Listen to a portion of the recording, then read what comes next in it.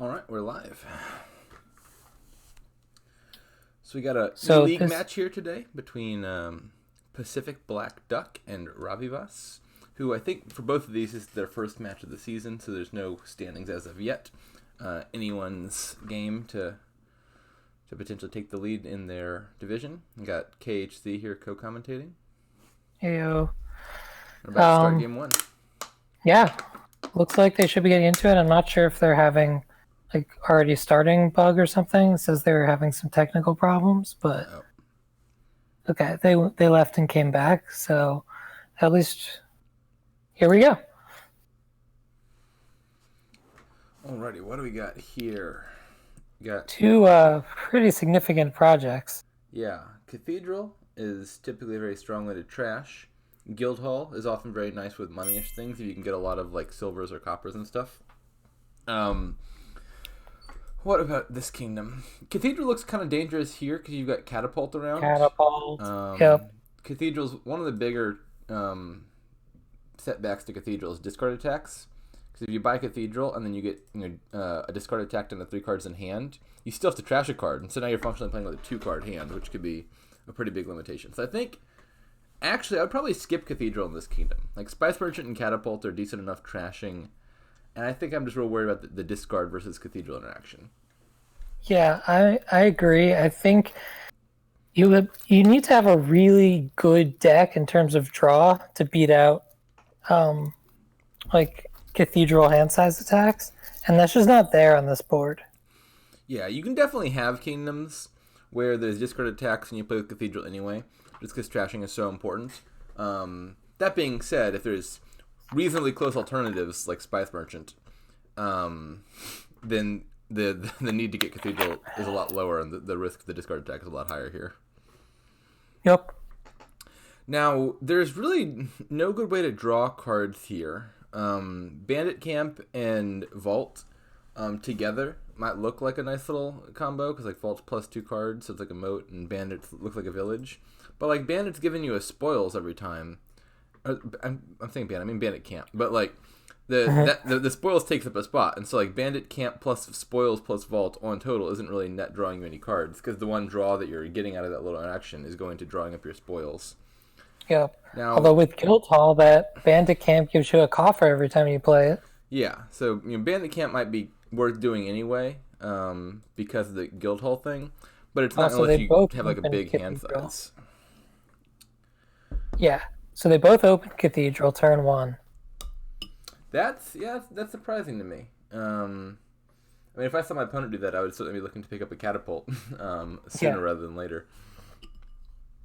Like, how do you even buy things in the early game? So you got Cathedral and your opponent opens Catapult and they hit you with it. You discard down to 3 cards. You get in like an estate trash. But now you've got like two coppers left in hand and you're buying a Haven or something. Gotta buy something. Yeah. Yeah, I'm not loving the Cathedral play, I don't think. Now, normally, like, the intuition is not, like, unreasonable that, like, normally if Cathedral is around, you click it turn 1 more often than not, because it's a real good project. I just think the exception is kingdoms like this one. Yep. So we finally see a Catapult, and by finally, I mean on turn 2. Yeah. But they're taking their time to think through the opening, which is a good practice. Now, I guess to be thorough, technically speaking, Golem can draw cards, because Golem is like a lost city. But it's like the worst type of lost city. Golem, I don't know. I'm very much a Golem hater. I don't think it's worth getting here or in general. I don't think it's worth getting here. I think it has probably a little more use than most people think, whereas it's very often treated as like unplayable. But it's not good.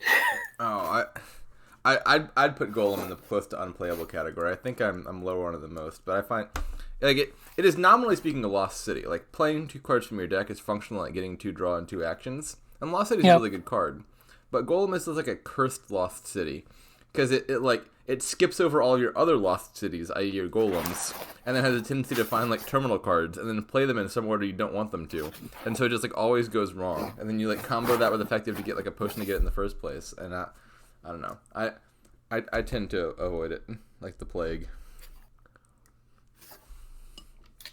Well, speaking of avoiding plagues, So we got the So, attack in.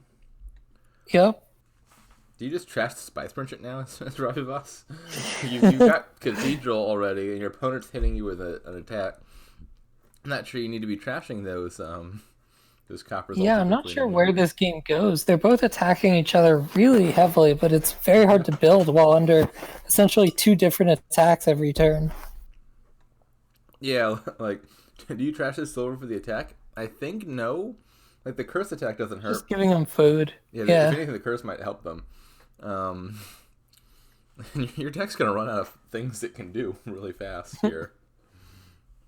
I feel like this is the kind of games I played when I first started playing with expansions. I'd like just trash all my money and attack constantly, and then just have a deck that couldn't do anything. Honestly, that's not too far from how to play Catapult. And yeah, the Catapult game can be kind of sad at times. It's not one of my favorite cards. It's also a pretty bizarre card in that, like, it's a split, but it's so rare to see the rocks actually show up. Yeah, for real. I often forget Catapult's even a split card. Yeah, I think you usually only want 1, maybe 2. Yeah, I think it's not that uncommon to see like 2 catapults gained from each player, but now at least 1 catapult left in the pile, so rocks don't get uncovered. I think rocks makes more sense when you have like a 3 or 4 person game, and then each person's buying 1 or 2 catapults. You might see rocks, but like who plays 3 and 4 player Dominion? Not me. Not But me. wow, look at this thinness. Ravivas is starving over here. They're gonna have to trash a card.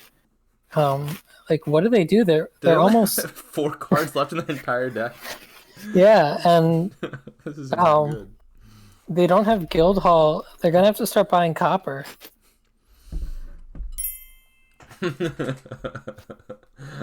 Mistakes have been made. So I think you trash the catapult here, play Spice Merchant for coin buy, and then buy maybe like workshop and copper. And then next turn you trash Spice Merchant, start workshopping silvers, then you buy guild hall, and you go from there. Yeah. It's okay, ravivas. I'm entertained by this. Yeah, this is great. This is exactly the kind of stuff that gets me out of bed. Yeah. Now I have no idea if I'm pronouncing that right. Ravivas? Ravivas? Ravivas. Who knows? Ravivas. Maybe it's French, like raviva. Yeah, could be. I don't know how to speak French. Me neither.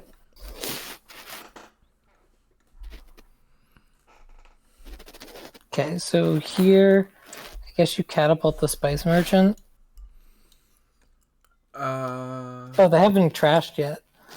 I didn't realize they had a silver coming in from Haven. That changes things. Actually, does it change things all that much? I think I still kill the catapult. Yeah. And then yeah, you could Spice Merchant coin for copper. buy. I think you trash the catapult, Spice Merchant for coin buy, and pick up like guild hall and a copper. Yeah, I was gonna say maybe like guild hall copper is better than the workshop plan if you've got 5. But they decide not to go for that.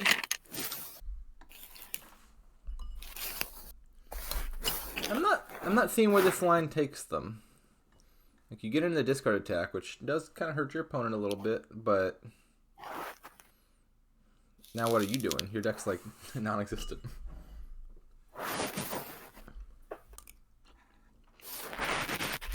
Yeah, this, I guess catapult can be a bit of a foot gun, similarly to like rats, where it looks shiny, and you don't realize it, and then all of a sudden you don't have any deck left. Yep. Although I'm not even sure it's Catapult's fault. I think it's Cathedral's fault more so. We're the conjunction of Cathedral and 2 other trashers. Yeah, there's just so much trashing here. I mean, they just obliterated these decks. Yeah. You can't turn it off, though. You're stuck now.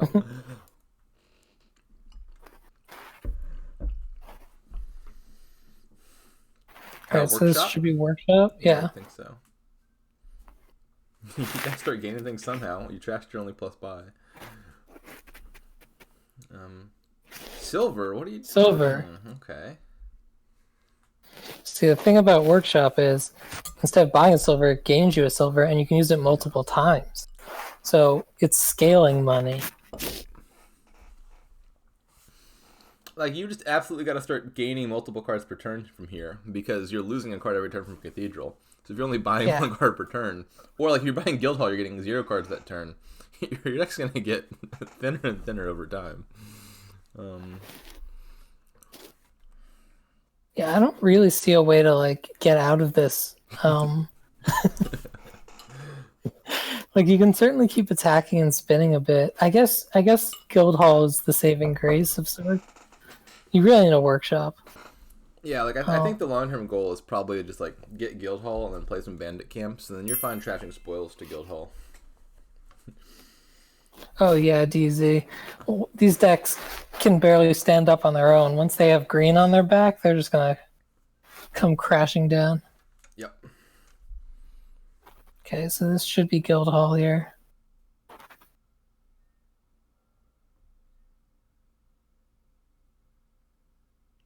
Actually, Could be Bandit Camp or Workshop though. Yeah, I'm thinking you might end up having to buy something else first, like Bandit Camp, because I didn't expect them to play the Catapult and trash their copper. Now, think about their next hand now if they buy Guildhall. They have a Catapult and 2 coppers left, and one of them has to die. So they only have 4 money. So you trash the Catapult, then you like buy a Workshop, then you have to trash a silver, and then your deck is like a Workshop and a silver, and you're building back up from God. What happened? How did we get here? I think they should have just trashed the Catapult, or at the very least not played the Catapult, so they could trash the copper next turn. And then I think you could reasonably maybe buy Guildhall and then buy Bandit Camp and be getting places. Now I'm not really sure. So what if you buy Bandit Camp here, then you trash your Catapult this turn, then you can play the Bandit Camp and buy like a Workshop. And then next turn you can get Guildhall. That's probably fine, I think. So like, buy Bandit Camp, then Workshop, then Guildhall. It's probably an okay order. Okay, they go with Bandit Camp.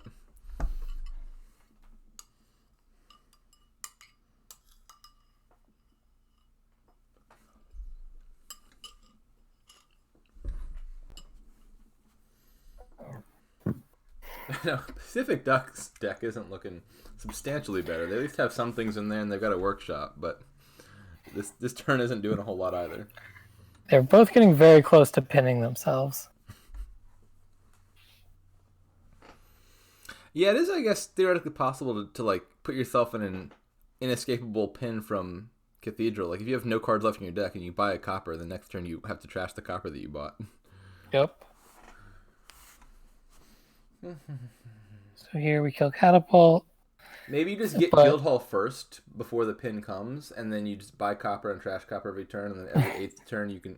No, that doesn't work, because I was going to say goodbye Province, but then the Province gets trashed just the next turn. That doesn't work.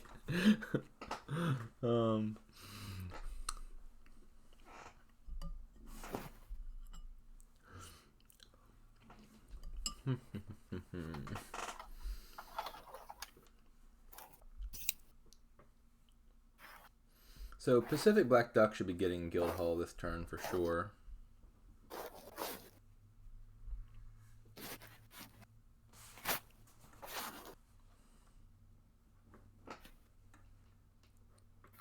So I think the order of priorities here is like I want Guildhall, I want another Bandit Camp, and then I might want another Workshop. They went for Bandit Camp first. I don't think that's the correct order, but maybe it's fine. They've also been stocking up. They've got some duplicates now.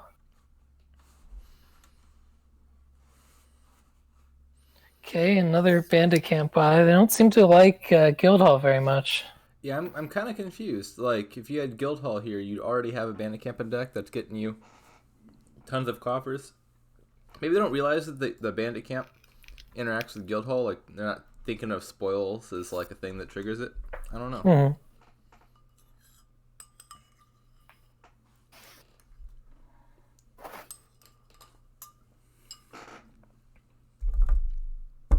Now they've got 2 bandit camps. I'd for sure expect Guildhall this following turn. And if we don't see it here, I would think it's just definitely an oversight. Yay, Guildhall. Well, maybe PacificBlackDuck getting it will prompt ravivas to get it here. Because they're the one who needs it. Even more so needs. They've already got the 2 bandit camps.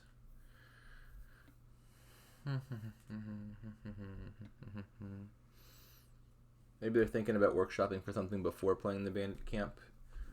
Yeah. Not clear to me which order is better. Probably not that order since you threw a silver in your deck. Let's see. I think you just buy more bandit camps here. Ravivas still doesn't have Guildhall. Oh, you're right. Guildhall. One more time. I forget they haven't even gotten that yet. Yeah, definitely Guildhall here, then more bandit camps. Like the thing I would have considered, I guess, if I was playing the workshop is maybe workshop for a duplicate, and then if you draw the duplicate, you could have like gotten 2 bandit camps. Even then, like you don't need to do that quite yet because you still have to get Guildhall. Yeah, Duck does have a duplicate on the mat. Yeah.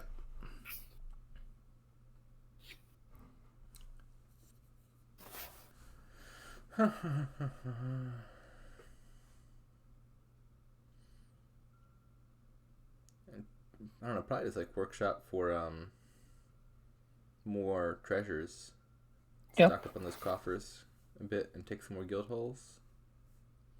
Maybe you can get another duplicate. I'm not sure how important these duplicates actually are, but maybe. They seem to just want money in coffers. I think that's totally reasonable here.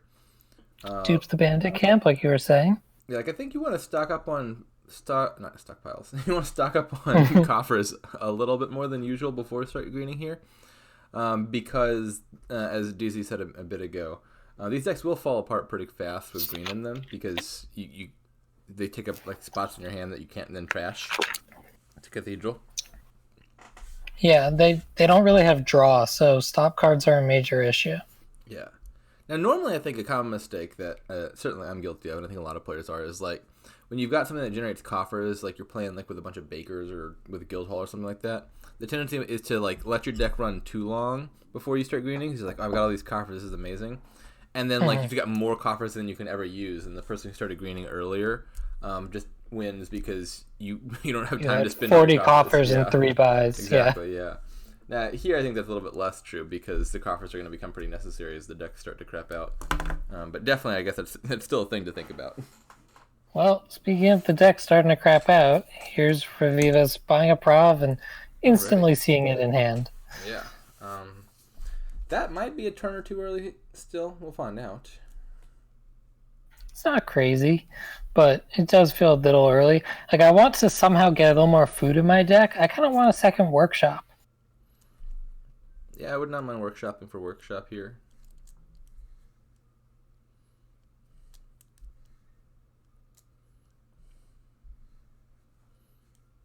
PacificBlackDuck's deck feels like it might be in province position here. Yeah, they sort of tiptoed into the water rather than jumping in. With regards to trashings, they stayed a little more flexible than Ravivas, who got down to like a 4-card deck. Ironic, given that they're the duck here. More cautious to the water. That being said, I did my research before this match. I was like, what the hell is a PacificBlackDuck? And enlighten us. Having now read the Wikipedia page, I am an expert on this duck, and I can tell you that it is actually a dabbling duck, which means that it is it's less aquatic in nature than the more typical diving ducks you think of. Diving ducks are the type that like swim underwater to get their food. They're called dabbling ducks. Yeah, they dive for the fishes. Yeah, these PacificBlackDucks. They're dabbling ducks because they often eat on land or if in water, just kind of like the surface level right below. They're not as set up for diving. Their legs are more centrally placed in their body, which is better for walking on land, but it doesn't give them the power when they're swimming. So it makes sense that they tiptoed towards the water because this particular species of duck is actually less suited to aquatic environments than your average diving duck. Today I learned. Yeah. All right, so they're both at one province, cathedral. Looks like we're going for feeding it a silver. These bandit camps are certainly giving them a lot of smoothing. Yeah. Yeah, like you really want to be trashing the spoils, I think, to Cathedral is the optimal target, because the spoils Oh, naturally leave your deck anyway. they tried to call duplicate on Oh, did it? a spoils. Have they not realized that doesn't work? They're not undoing. Uh-oh. Yeah. Yeah, so this is a mistake. Obviously, duplicate gains cards, and by default, any card that gains cards can only gain cards from the supply, unless like explicitly stated otherwise. So like Urchin can gain mercenaries because the card explicitly tells you to like gain a mercenary, or Tournament can gain prizes because Tournament explicitly says to gain a prize. But if you just have a generic card like Workshop, you couldn't like gain a mercenary or gain a prize because of non-supply piles. Or like horses, you can only gain horses with a card that specifically gains horses. And so the spoils, which is another non-supply pile, if you try to gain it with a Workshop or gain it with a duplicate, it doesn't work because those cards can't gain things that aren't in the supply. And so the game lets you call duplicate anyway, just because technically you're allowed to call duplicate even if it fails. Maybe you want to do that to get it back off the map. Yeah. But the game won't actually give you the spoils because you can't duplicate a card that's not in supply, and so they've just sort of wasted the duplicate there. And one that might have been very important for this end game, being able to duplicate duchies is pretty big. Yeah, that's true.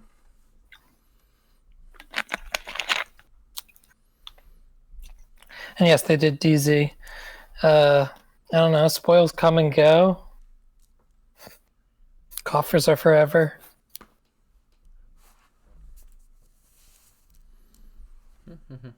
Now, PacificBlackDuck is looking at a very good number of coffers here.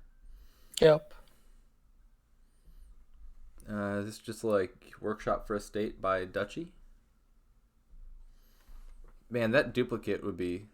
actually, they got the mat anyway, so they're actually totally fine, I guess. I'll roll it in. Okay, nice. But yeah, like duplicate here, you're going to gain 2 duchies. Like, what does your opponent do versus Workshop for a State and then double duchy here? They can't beat 2 duchies, and if they buy province, you just buy province. Yep. So that looks pretty decisive for the duck. Yeah, they didn't even take the estate, but honestly, they don't need it. The duplicate duchy is sufficient.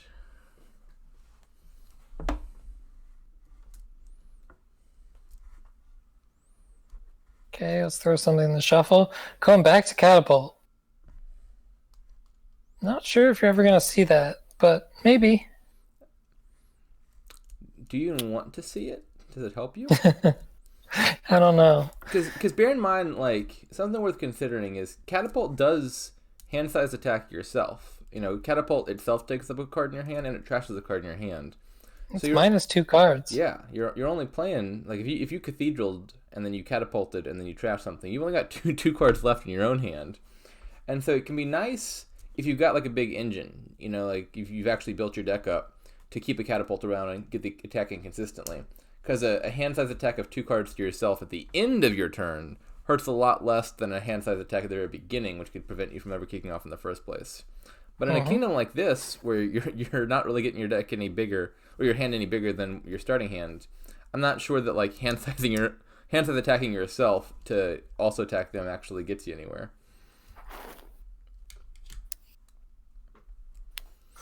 So as ravivas here, do you just go for the YOLO prov? Well, your opponent has 9 coffers, so I think I can tell you the result. Wow. Definitely no. ravivas here, you're just lost.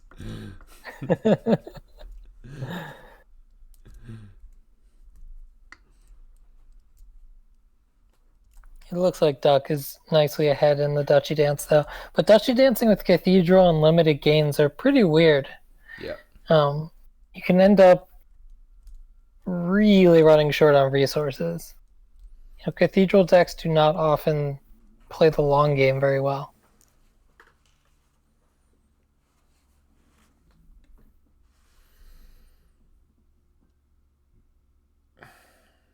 Yeah, this looks pretty solidly over. This catapult attack is kind of hurt because PacificBlackDuck actually has quite a nice portion of their best cards in hand right now. Mm-hmm. What do you discard? I think you're trashing the spoils for sure. Probably dupe silver. You want to just draw some cards? Yeah, that's totally fine. Get in 2 more coffers. You could also consider keeping around the duplicate and taking 2 duchies.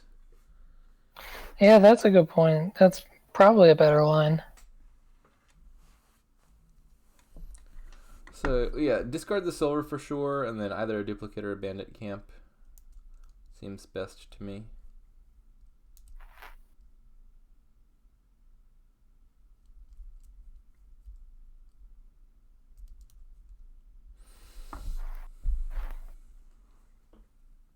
Taking a bit to think about it.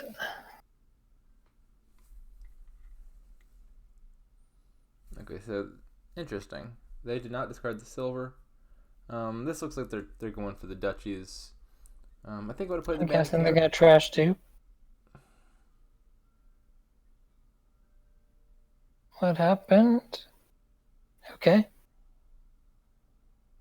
Wow, interesting. They used all of their coffers to buy that duchy instead of playing the spoils. Mm-hmm. I don't know why.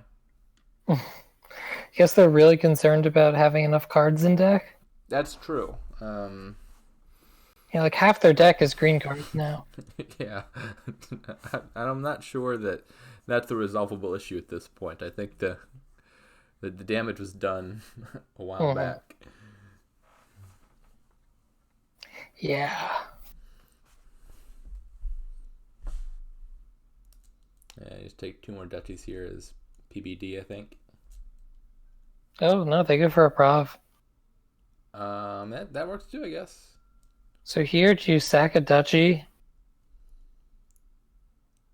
Yeah, it's a guaranteed win in hand. Kill the duchy, play the bandit camp, even if you draw another victory card, you've got 8. Yep. Alright. So the duck man takes the first game? Indeed. I mean, we have no idea that they're a duck man or even a duck person. They could just be a duck. That's true. On the internet, no one knows you're a duck. Unless you name yourself PacificBlackDuck. Might give it away a little bit. When not to buy Cathedral. I think this game... but if you do buy Cathedral, you don't need to buy also the Spice Merchant and also the Catapult. Yeah. Hey, well, they're getting it. They have, I think, correctly identified the strategy here and then not executed said strategy.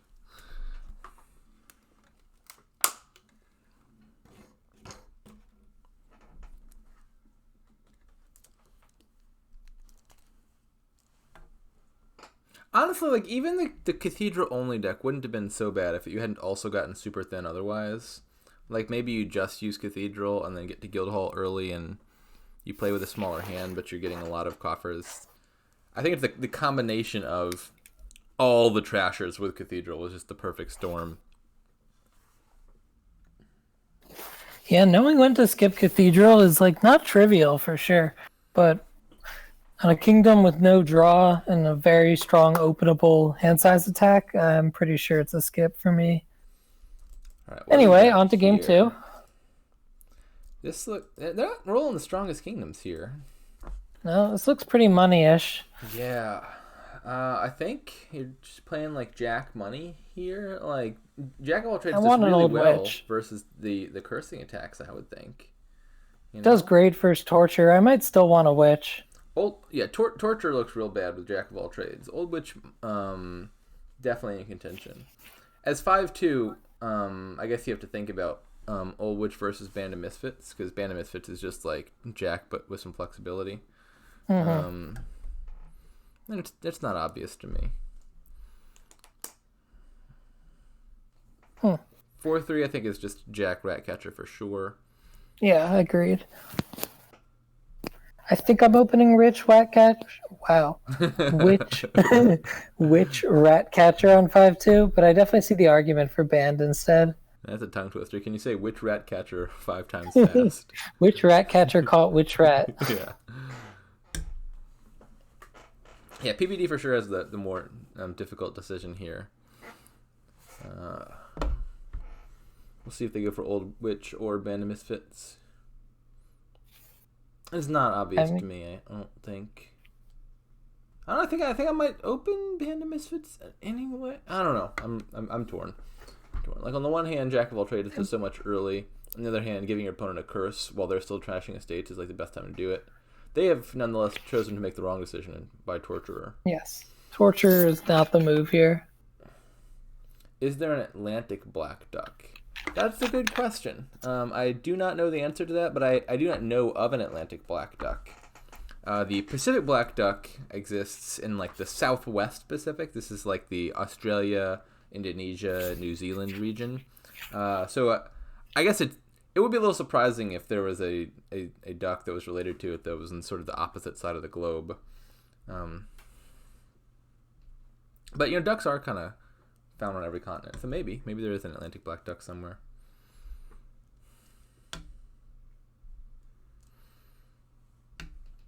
I mean, Atlantic Ocean, it's a big ocean. They gotta have some ducks in there somewhere, and some of them have to be black. Do they have to have ducks in there? Ducks don't live in the ocean. Like, this duck is the Pacific Black Duck, not because it like lives in the Pacific Ocean, just because it lives on islands that exist in the Pacific. I think they still are living in freshwater environments for the most part. Okay, that makes more sense. So we saw someone buy gold. Not a fan of that. PBD. PBD's choices in this game are making me sad. I don't like the Torturer. I also don't like the gold. Gold seems so much worse than a witch here. Yes, as does Torturer. Mm-hmm. Yeah, I mean, this is effectively like a 4 or 5 card board. We're playing Torturer money? I feel like that's just worse. I feel like that just loses against Jack. Yeah, like you're helping your opponent if you play Torturer, because they get to discard 2 cards and their Jack draws more. Yep. I guess versus Torturer as ravivas, I'm angling even more towards the Jack line. Keep that estate. You want to trash it. Probably just a second Jack now. Hey, double Jack was a thing. Maybe it can still be a thing. Yeah, Jack money is positively all right.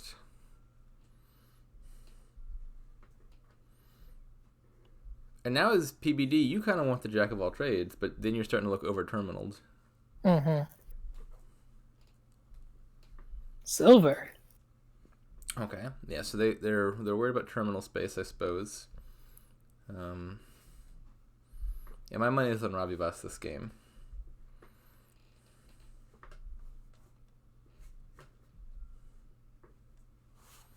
I think I want more than one Jack, or a band as Jack if I'm playing against someone who's going Torture money, for sure. Yeah, oh yeah, 100%. Now, we were talking about Jack of all trades as the bigger counter to Torturer. But, Ratcatcher, also counters Torturer, because the curse is gained straight to your hand. And so if you just have surplus Ratcatchers left over, then you can just call it, immediately trash the curse, and be, no worse for the wear. So this is just, so not a Torturer kingdom. Yeah. So we just saw turn 7 Province from PacificBlackDuck.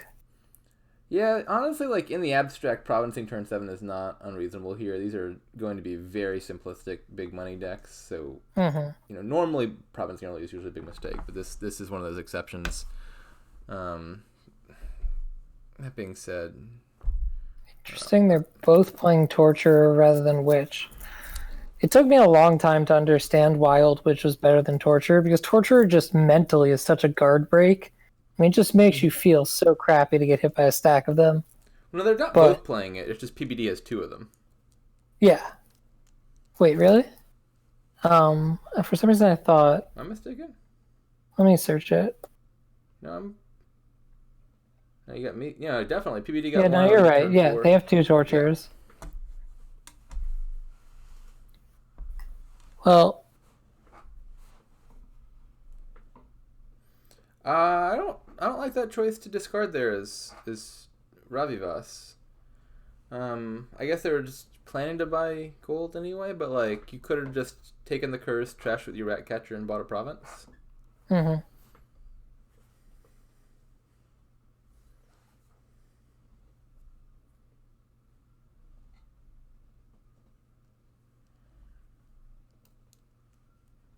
Looks like counterfactually they ought to have kept that copper there, although I'm not sure if they had any good reason to know that in advance.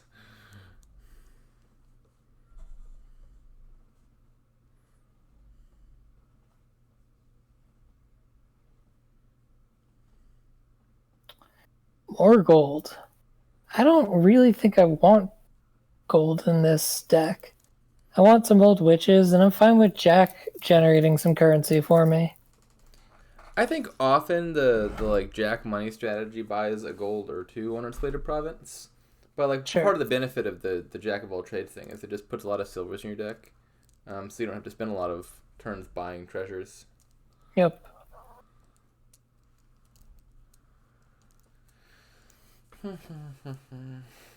Ravivas is really taking their time to province, which again in the abstract is normally the right side of that to be on. Usually you don't want to be greedy too early, but like this is a kingdom where there's really no need to build a whole lot here.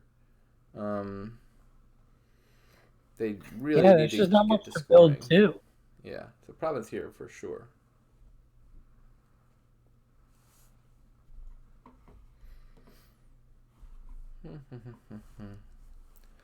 Like I don't know, Pacific Black Duck might actually be able to sneak out a win here.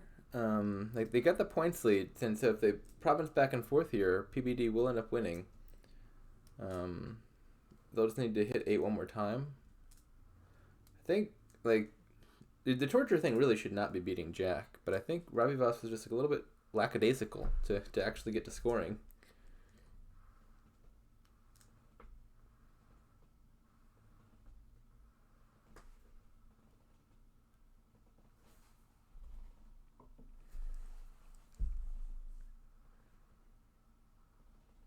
Well, that's not the best This draw for is PBD. an unfortunate draw, but what you're signing up for when you're playing Terminal Draw Money. Yep. They knew what they were getting themselves into. I don't know, nerd. Yeah. Jane Hills is pointing out that Ratcatcher just nicely counters tortures since it's game to hand.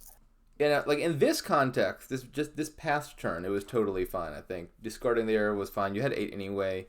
Rather just keep the Ratcatcher on the mat. There were previous turns though where Ravivas was absolutely like taking a discard when they should have been taking the curse and just trashing it. And I think that was one of the bigger mistakes this game, and might end up costing them.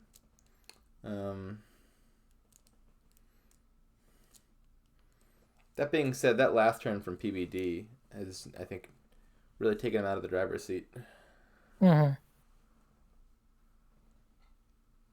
they gonna go for it?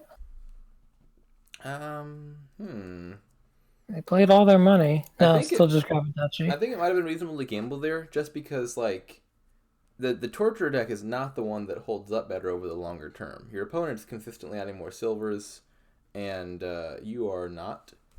I think they also have a lot more, if not all, the rat catchers. In any case, they definitely have more rat catchers, and so like they're gonna be able to thin their coppers over time and add silvers while you're just adding green cards. And so like if we do the duchy dance for 6 more turns, I would expect Ravivas to be the one who's more likely to province in the end. Yeah, and there's definitely like a... Now, if we look at it, this actually would have won if PBD had taken the... Yeah, now that we can cheat and look at hands, we know that, like, hey, they would have missed. Yeah, so it would have been winning. Obviously, that's a gamble. PBD doesn't know that in advance. But I think it was a reasonable gamble to have taken. And in this game, it would have worked out. Looks like Pacific Duck is going to lose a little bit of tempo here as they're not able to continue duchy dancing.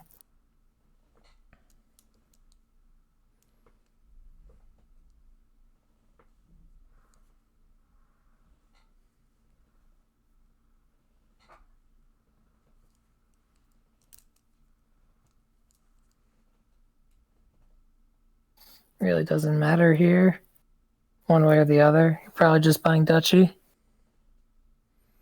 Yeah, so like obviously seeing PBD's hand buying province would be great there for Ravivas. That being said, I think Ravivas has a much better incentive to just continue the duchy dance than PBD does.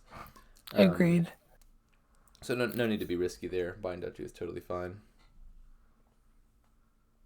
And it's working out in Ravivas' favor here, because if they get duchy, then opponent gets duchy, then they get duchy. They end up with the points lead anyway at the end of all that.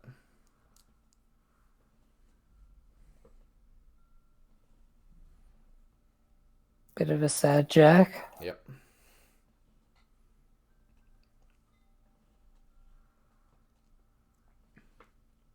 And we're up to estate dancing. Got to keep that points lead. Is that estate actually helpful for them? I'm not sure that point. Maybe it is. I guess if your opponent province is here, then having a 1 point lead means provincing back is a win rather than a tie. So I can see how the estate might help.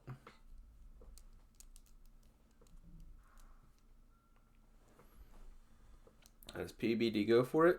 Here again, like I think it would not be unreasonable by province, although obviously we know that in this case it's losing. Actually, maybe you do know. So let's say you're PBD and you saw your opponent just discard to the torturer.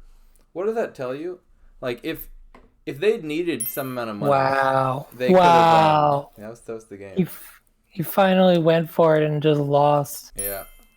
Like if you see your opponent discard, then you know they must have a hell of money in hand. Because if they were at all scrambling for money, they would have just taken the curse and trashed with the rat catcher.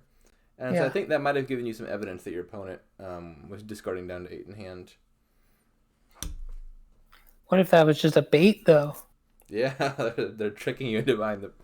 Well, how does it help them to bait you into to winning? Don't worry about that, J-Nails. It's mind games. Sure. All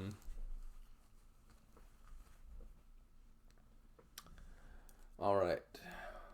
Here we got more of a kingdom. This looks like an engine. Now torturer looks a lot better here. Whole lot better here.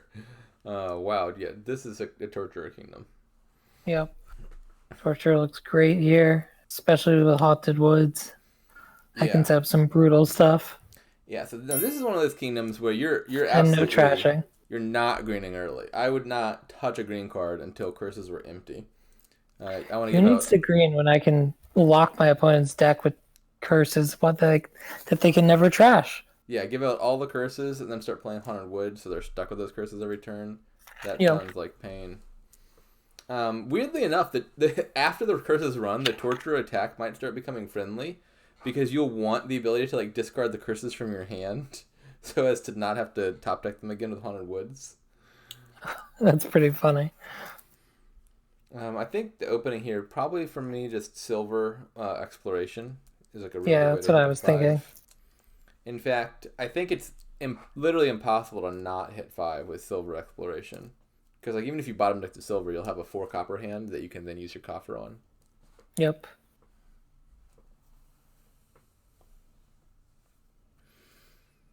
And then I don't want too many silvers. I just want to be able to play my torturers a ton. So probably just living with the 1. Yeah, if you need economy, merchant seems decent. Yeah.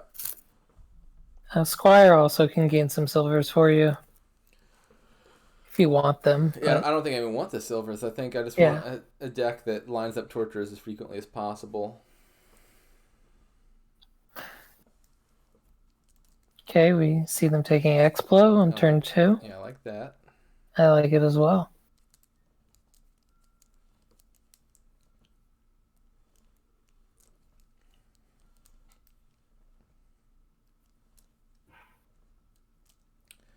PBD thinking about it.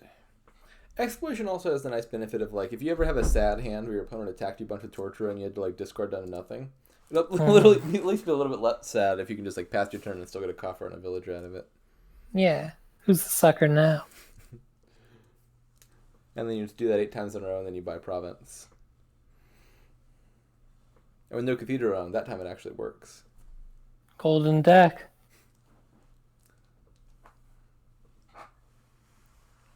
All right. After some deliberation, PBD agrees.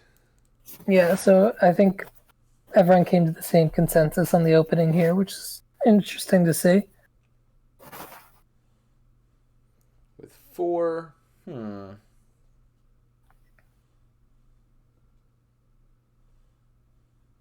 So ravivas got 3, their opponents got 4. I think they're thinking about Ducat. Yeah. Ducat seems fine. Merchant and Squire are also defensible. I don't really have a really strong opinion on any of those. Seems a little early for Merchant. Yeah, like merchant's the buy that's just like I don't really want a whole lot of anything. It's not like I really want merchant.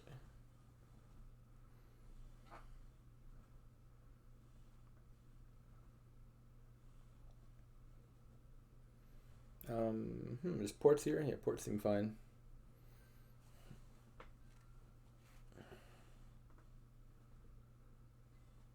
I think just pass this turn. I'm not sure a I like squire's for a squire. squire's not bad or anything, but I think maybe it's I don't know.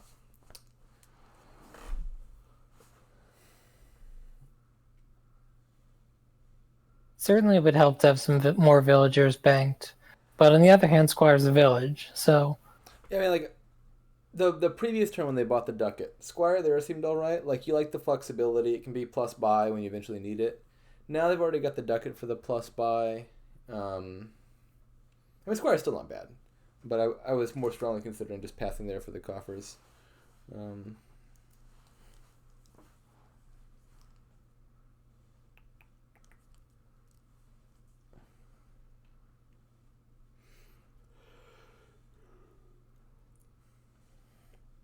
these $3 hands are difficult.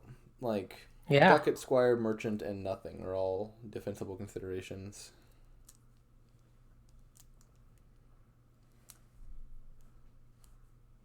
And they're definitely, both of them seem to be a little bit on the slower side in terms of play speed. Nothing wrong with that. Just means these games are taking a bit longer than some other league matches. I think we spent about 20 minutes on game one. Was it only 20? Uh, I feel like it ended up being on the long end for a money game. yeah, maybe it was. Oh wait. No, never mind. There have been 2 games. I'm confusing myself. Okay. You're right. You're right. I'm so bad at remembering how many I games tell have you, occurred. while you're commentating a set, Yeah. you lose access to like historical memory. You can't remember the narrative of like how many games they play again. Yeah. And we're at 1-1. Right? Oh yeah, perfect. It's in chat. Ravivas has helpfully stated the score. It is 1-1 right now. Um,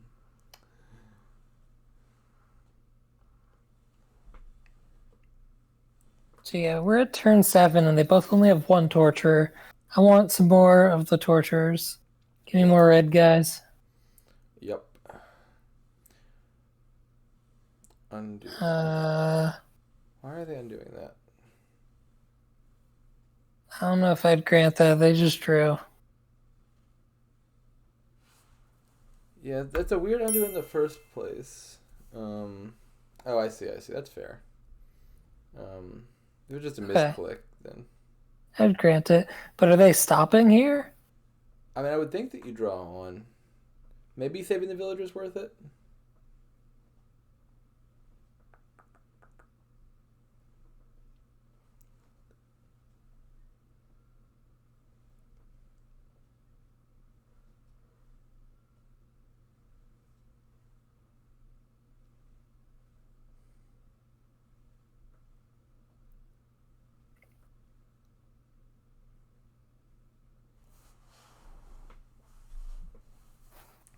Well, I mean, now that you've identified that it was a misclick that you'd already thought you'd done, I think you're kind of committed to doing the thing that you said you were about to do now. Redeliberating after having seen the cards definitely seems questionable. Like if you just want to undo and do the thing you thought you're doing, that seems all good. Yeah. Why play Squire for actions? Alright, whatever. I don't know. They're on some next level shit. If you're gonna, yeah, if you're playing the torture, or sorry, if you're playing the ports anyway, the squire isn't needed for plus action. That didn't make a whole lot of sense to me. Yeah, I don't know. I mean, do you want another silver?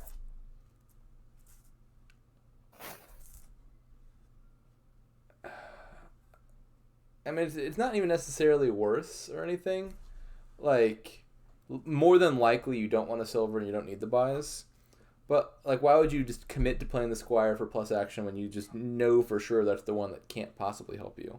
At least like play the ports first and then reevaluate once you've seen what you draw. like just general principle of play order, is I've got these cards that do a fixed thing no matter what when I play them, and this other card that gives me flexibility and choices. Let me do the things that give me the fixed effect no matter what, so that I can then make a more informed choice about the other card. Yep. And you got a command card. If you have some other stuff, play those first. See if your command card needs to be draw or a village. Yeah.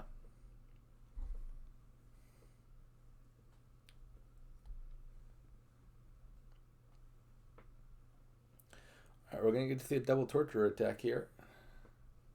The stack is coming together. Still no curses off the board. Yep. This could be the first. I'm not sure if you discard here as PBD or not. They decide not So to. they elect to take a curse.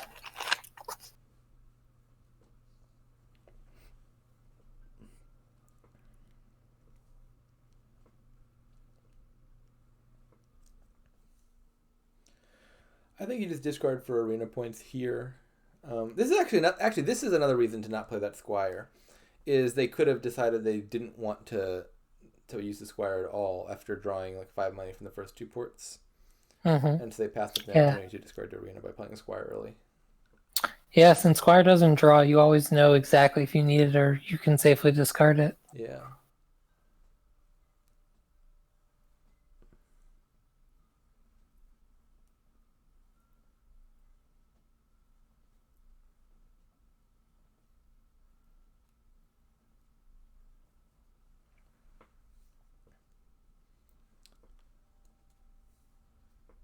Alright, as PBD, I think you're just taking more torturers here. Bring on the tortures.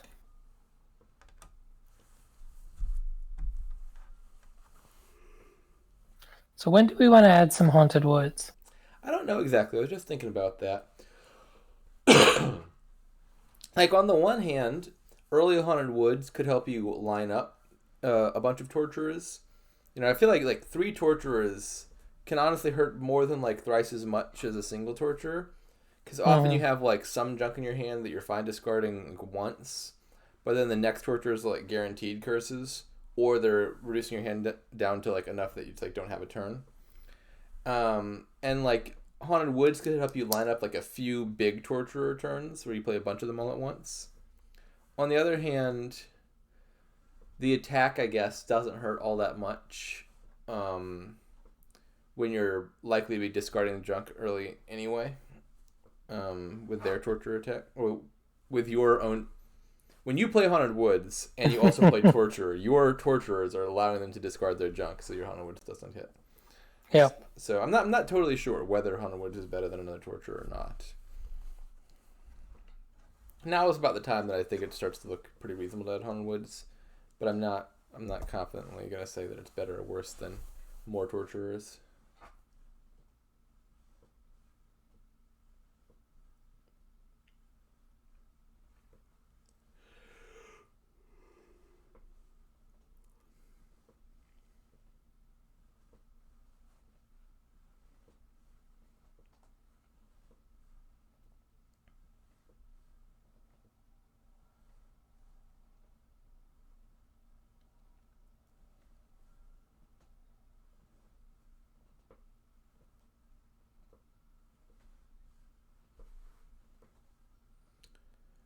Alright, a little bit of a sad hand here for Ravivas. You could spin some coffers. Yeah, good. Maybe, you could just like buy a squire and net a coffer. You could spin a coffer and buy some more ports. You spend 2 coffers, buy another Torturer, Haunted Woods. Do you take the last arena points here? I guess that's also worth thinking about, is those arena points are kind of They do. functionally worth 4. Because if you don't take them, your opponent likely will.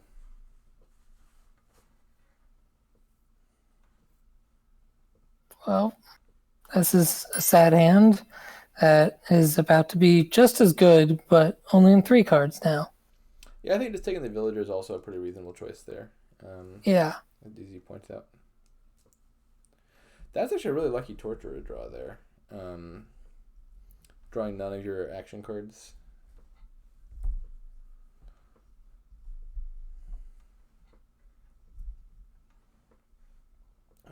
Just 2 more ports, probably, I would think.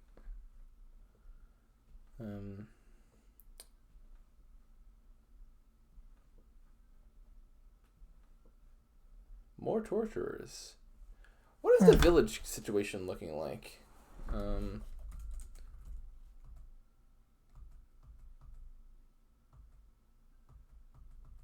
So Ravivas has 6 ports to the opponent's 4. I think as PvD, I really would have been looking to get those last 2 ports there.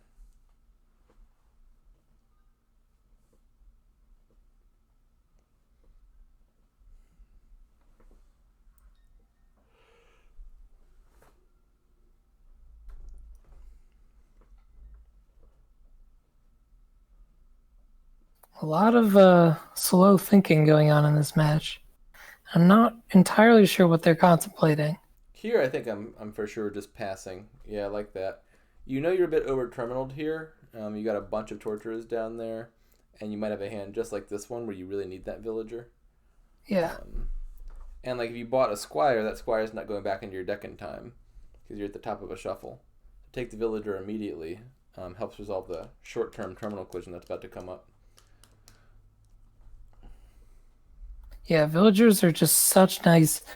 I mean, analogous to how coffers smooth out your money density, villagers smooth out your action density. Make it so you can get stuck with your villages in the second half of your deck, and it's not just all over.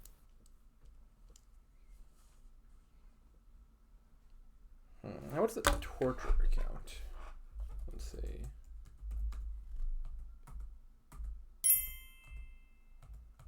So it's 4/4 on torturers.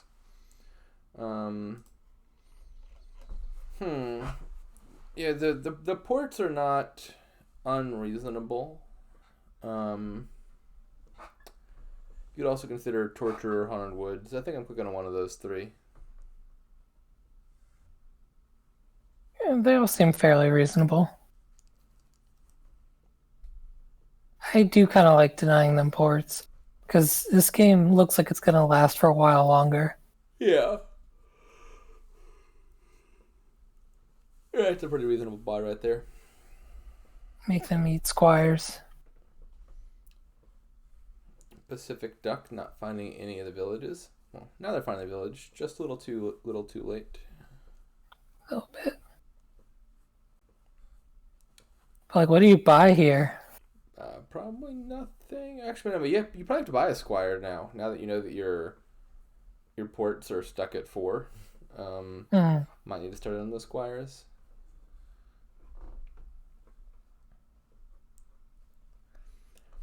Like, in theory, they're not, like, strictly speaking over-terminaled because they've got 4 ports and only 4 torturers, so they could play them all. The problem is in a deck so full of junk, you don't want to reliably count on, like, lining up exactly all the villages in all the right spots. So having a few extra villages is nice for likelihood of your turns going off. Yeah, I mean, that's also the huge advantage of villagers is you can start off with a draw card, use a villager, and then now you have a bigger search space to find the mix of villages and draw cards. Yep.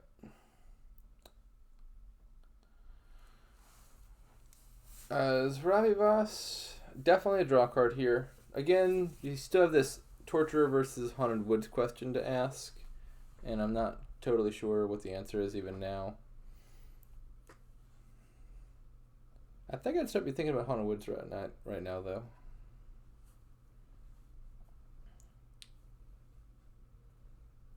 I'm not sure. I mean, curses are still at 7. Yeah, but one thing to consider, I think, is the Haunted Woods can help you play the Torturers you do have more often, because you do need to line them up in the first place to have a good turn. And it also helps you, I think, tank the discard attacks a little bit more. Like, you can discard down, and then Haunted Woods can still save your turn. Like, versus, like, a 2 Torturer play, you might just discard down to 1 card, and then you've still got a 4-card hand. Again, I'm not saying Haunted Woods is clearly better, but I think I'm leaning that direction, and at the very least, it's not, like, obvious that you just take a Torturer. Are they calling... Is this that obvious? I guess Really? Ravivas has the lead, but... I mean, it's a pretty miserable board, but Let's look at the deck composition. So they do have a lot more villages.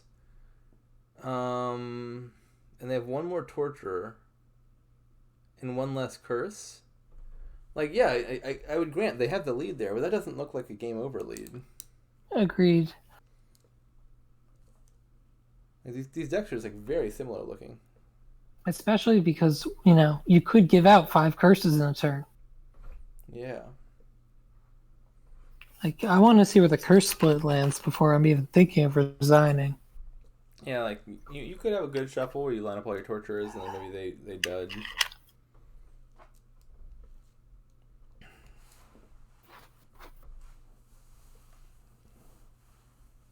This looks fun. So what we've got here is a big black market engine for sure. Black market's really it's a good card in general, but it's great with tactician because Ooh. tactician is a card where ideally if you're getting it, you often want to get 2 of them, and you want to play one every turn so that every turn you've got 10 cards, 2 actions, and 2 buys. But the big limitation is even if you play at the very end of your action phase, which is the time to be playing it, you've discarded all your treasures, and so you can't use those treasures during the buy phase. But black market allows you to play your treasures during the action phase. And so even if, let's just say there's like 0 cards of value in the black market deck, you could play the black market and then put all the treasures in play during the action phase and then play the tactician, and then you can still buy things with the money you've accumulated. So that's always a nice interaction. And then we just got all the other, like, we got draw with advisor and city, actions with city, gains with kiln and sculptor and whatnot. You can build reasonably well here. Yeah, Black Market Tactician is one of my favorite combos because unlike a lot of other combos in Dominion where it's like there's 2 cards, get a bunch of them, do the thing, it's a really varied combo. Like every game with it is so different because of Black Market. But at the same time, like, when you're playing that combo, you know which kind of cards you're valuing. And it really like is just a crazy thing when you get it going and you're just playing with 10 card hands permanently and you can still use money. I love just black market in general because I think it leads to a lot of interesting combos like that. Ones where it's like a neat thing that you have to play around, but not just like a simple, like, do this and it's centralizing and you win sort of thing. Like black market with scepter gets really interesting, or with capitalism and stuff like that. You get real nice, interesting combinations. Another thing here, don't know if it's actually relevant, but with Black Market, you can play supplies mid-turn. And then if you can keep drawing, so you can, top deck some horses and then draw into them. That's true, yeah. Supplies gets closer and closer to a true peddler variant when you can get the draw the same turn that you're playing it. I think supplies is like an outrageously good card. Yeah, supplies is like silver just looks so much worse when supplies is in the kingdom because like why ever get silver when you can just get supplies? Yeah, I remember when we were first looking at Menagerie when it had first come out, I was saying, oh, I think like I'm gonna open double supplies, and a good player who I won't shame here was like, I don't know, supplies didn't seem that good. Like I could see wanting 1, but then after that, just get silvers. Ew. Wait, now I want to know who said that. It was Aku. Oh, that is such a wrong take. I mean, we all had some terrible takes yeah, at the start of everyone had bad Menagerie. takes for sure. I remember mine was I was way too low on livery. I thought livery looked like okay. This is better than your average terminal money card, but like it's still terminal money. And it didn't really register that livery is just like a draw card to me. I thought it was mainly a payload card. And I learned that lesson the hard way when in my league match versus Wharf we played with extra Menagerie on because it was happening right when the previews were happening, and livery showed up in like 4 or 5 of the 6 kingdoms because it was still a preview day. There was only like 10 cards to go around, and I just got stomped. It was like I think he won 5-1. And I learned that livery was very good, and then consequently came in second to him in league that season. Yeah, I think my worst take is I thought Coven was like old witch level strength. Oh yeah, everyone thought Coven was stronger than it was for a while there. because when you're both testing it out and then like you both get cup and then all of a The sudden like curses just fly. it hurts a ton, and then you don't realize like, oh wait, I don't have to buy cup in the first place. I can just ignore this and then I win. It's like the sauna problem. Like if you both buy sauna and Avento, they feel so good, but then you have to learn like, wait, I can just ignore this, and then they're stuck with a really really crappy card. So Ravivas open potion. What do we think of that? I was thinking about this, and I'm not sure, but I think it's pretty fine. There's no imminent copper trashing, and so the potion certainly looks not bad for that reason. And then apothecary, I think often is a lot better when there's stuff it can combo with. And while there's nothing in this kingdom, you never know what you might pull from the black market. Maybe you pull like a patrician or a wishing well or whatever, and all of a sudden you're happy you've got these apothecaries in your deck because all those cards start to become like laboratories. Mm-hmm. So Sculptor is first 5. Not sure about that. I really want to get the tactician thing going. Oh wow, Monty looks as usual pretty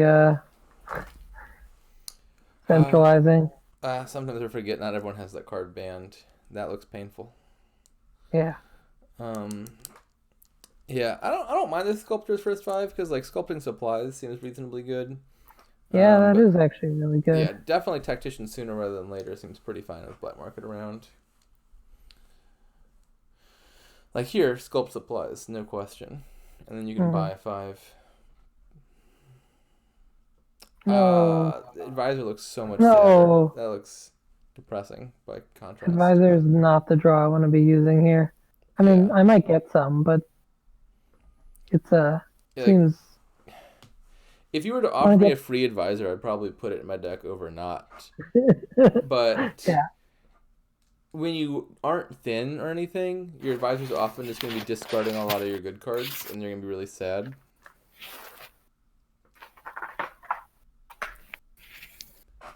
And now the mountebank is coming. So you're gonna have an advisor reveal like Curse Copper Sculptor, and you're gonna cry when the sculptor gets discarded.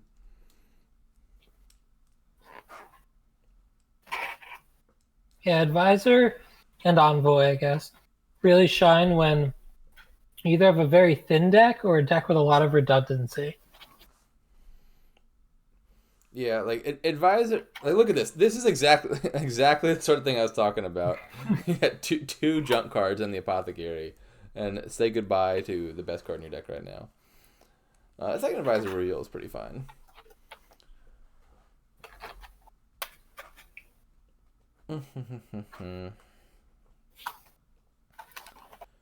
So here we're gonna sculpt. Stop that.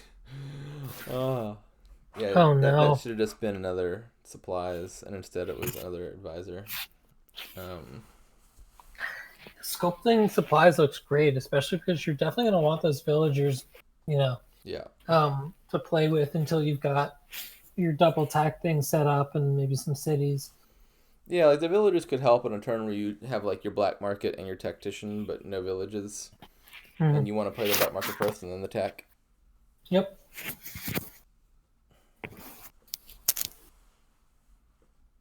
Wait, one of them is skipping black. Well, actually, I know which one's skipping black market entirely because it's not the one who doesn't have a mountebank. PacificBlackDuck really needs to get black market. Yeah, and they're both just fighting over advisors. I don't know why. Why would I get a city? Because the advisor pile is going to run so fast. Well, yeah. I mean, it's easy. I'm picturing that I'm probably going to get some terminals in the black market, and tactician gives me an extra action, but I might have a lot of them. Wait, they're not going to get any terminals in the black market because they don't have a black market. Oh, I'm just talking about why I would get cities. Yeah. But yeah, I definitely don't want to take them now. I would have expected that supplies would be heavily contested and would go pretty fast, in which case cities will then look better. But this looks like nonsense right now. I feel like PBD has really misread this kingdom.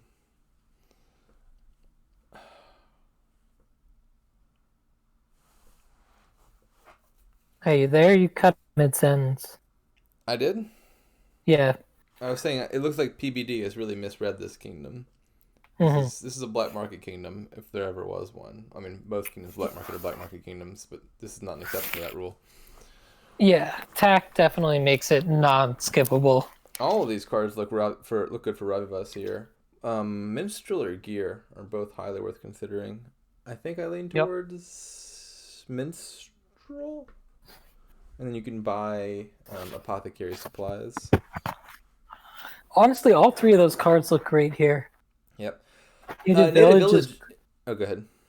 I was just gonna say what you were, which is, it actually can just be used as like a exile or island-like card with something like Apothecary. Yep. Yeah, this is an example. One of the things I was talking about a second ago is like you might get apothecary not because there's a specific combo here, but because something like Native Village shows up in the black market, and all of a sudden you can play the apothecary, see where the estate is, guarantee you set the estate aside Native Village, and just never pick them up again.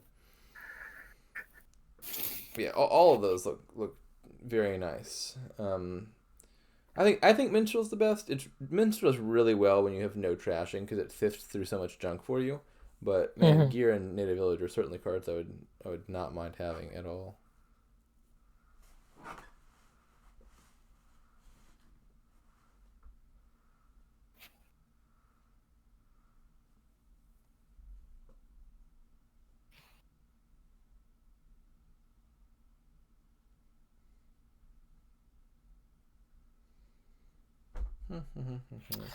And that is this game in a nutshell. Advisor, curse, discard one.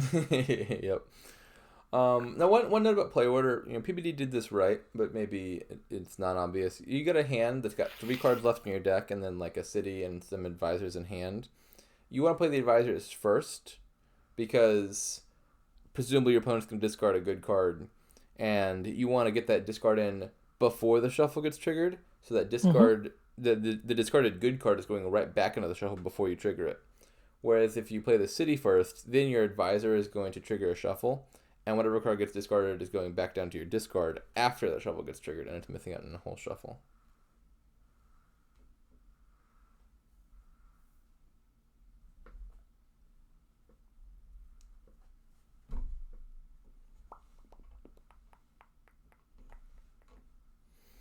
Black market, please.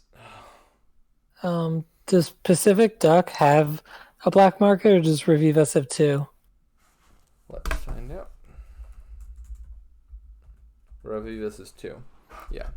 I Uh, mean, I like that because I want to be doing black market tactician things, so I definitely want a couple black markets. Oh yeah, it To is not at all unreasonable to have multiple black markets here.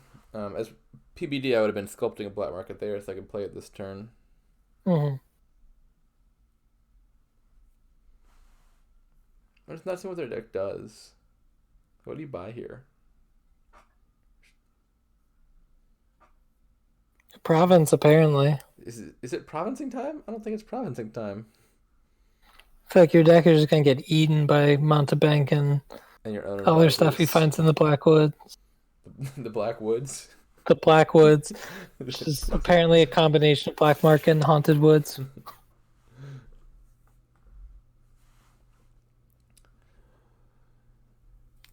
Yeah, I have zero faith in the deck that's skipping black market here. Well, to be fair, it doesn't look like Revivas is going for black market tactician, so they're missing a very strong synergy. That is true. That is true. Their deck could be doing a lot more. On the other hand, they have a Mountebank.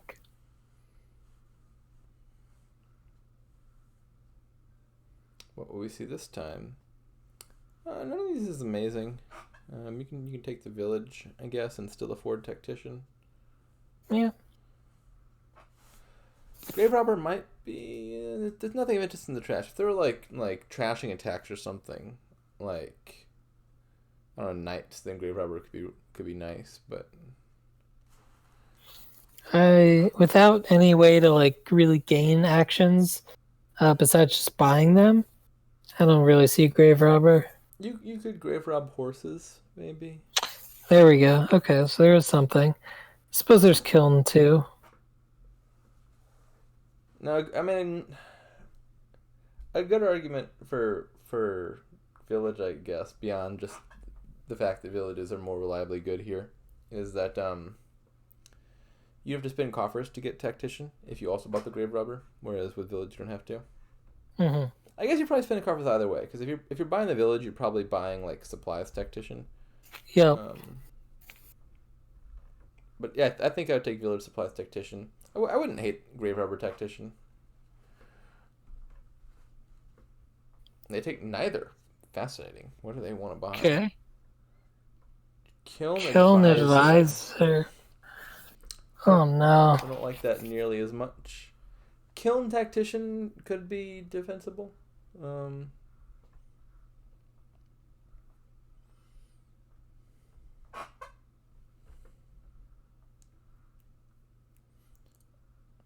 Sculpt supplies here, I guess, because you don't have the actions to play a black market. Hmm. Also, it supplies. Don't do. No. I knew it. I knew they were gonna do that. Why do they like advisor so much? It's not a particularly good draw card. I don't know.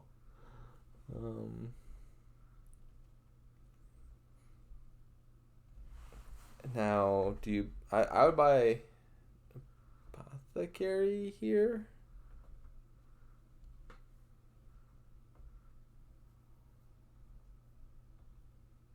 Yeah, it looks like they want to close out on advisors.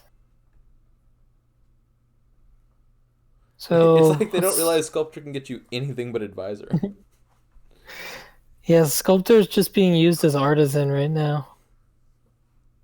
Except without the part where you get to tuck the good card away and play it next turn. Except without the part where you can gain cards that are worth getting.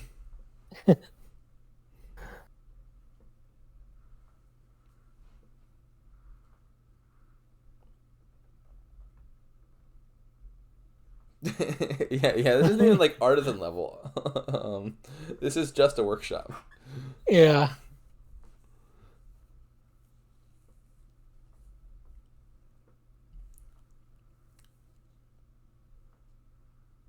Hey, we sculpted the supplies. So by force, now that advisor's out, they're being required to gain cards worth gaining. I would buy secret passage here, and then tactician. Vassal's also quite reasonable since you have apothecaries in your deck. I like Vassal here. Trading post is even trashing. You can consider trading post tech. Which they do. Oh, they do. That's fine. Wouldn't mind trading those estates away. Now I keep saying tactician, and I'm always disappointed, but this could be the time. There's no advisors left to mislead them. Spin that coffer. Alright. That wasn't the card that... Just another city. I mean, city's not bad. All of a sudden, it's been activated. It is a nice little lost city now. Yeah. It's not like city's the worst, but I don't think that they see the tactician thing, so it's probably not gonna happen this game. This is not their first game, but oh goodness, this is their fourth game? They're not in voice chat. Yeah, this is the fourth game. It is 2-1 in Ravivas' favor.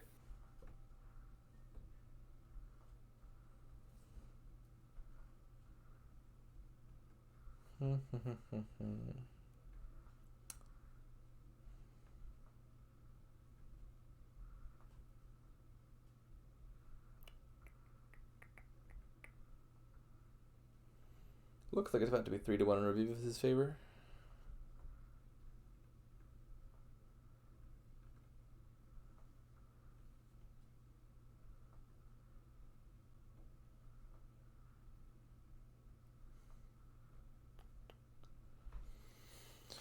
So I think I'm definitely willing to spin the village here to get both the mountain bank and the black market play in. Yeah. What are villages for?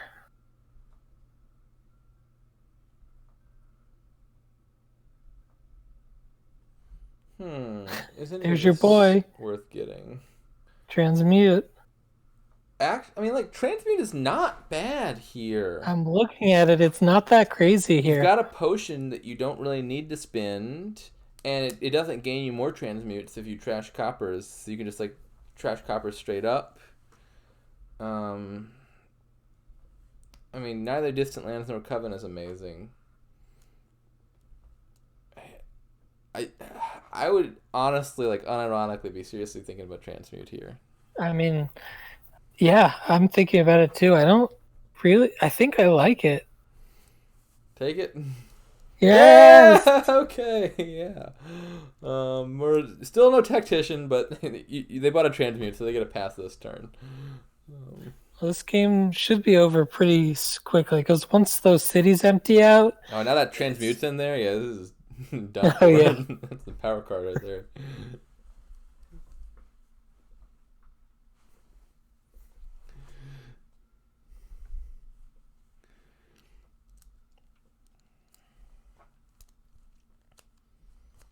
Man, that early province is just feeling so bad now that we're back to building. All right, black market. Yeah. So take a black market. It's not too something late. we talk about a lot is how there's this like instinct where you hit 8 and you're like, whoa, I don't know how I hit 8 so early, but like I should use all of it. So let me take a province now, and then if I need to keep building, I will. But that doesn't really work like that because once you've added that province, you just added a stop card to your deck, like basically a very fancy curse. Yep. And if you want to keep building now, you just made building harder. Yeah, indeed. The province is just getting in the way. All right, they've now moved on to sculpting supplies, which certainly a step up from the advisors they were taking. But they had the villages there to take a black market and play at the same turn, which is what I would be looking to do. Mm-hmm.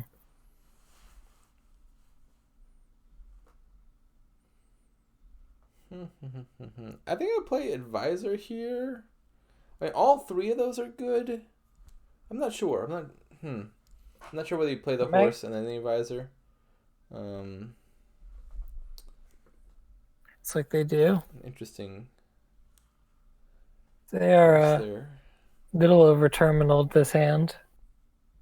Yeah, so in what order do you play these? I think... They're not obvious. Like, I kind of want to kill in the supplies, but if you play the black market and you see something worth, like 4, you have to play the supplies before you can get to killing it. And you don't get a copy of it. Yeah. You can play the killing first, but then you get a copy of black market. And I'm not sure if the deck can support 3. That might not be bad. You could always just trading post something, or transmute something. I don't know. I'm gonna have to reread the card text every time. Huh. Yeah, action cards can be duchies, sure. Yeah, I'm very conflicted here.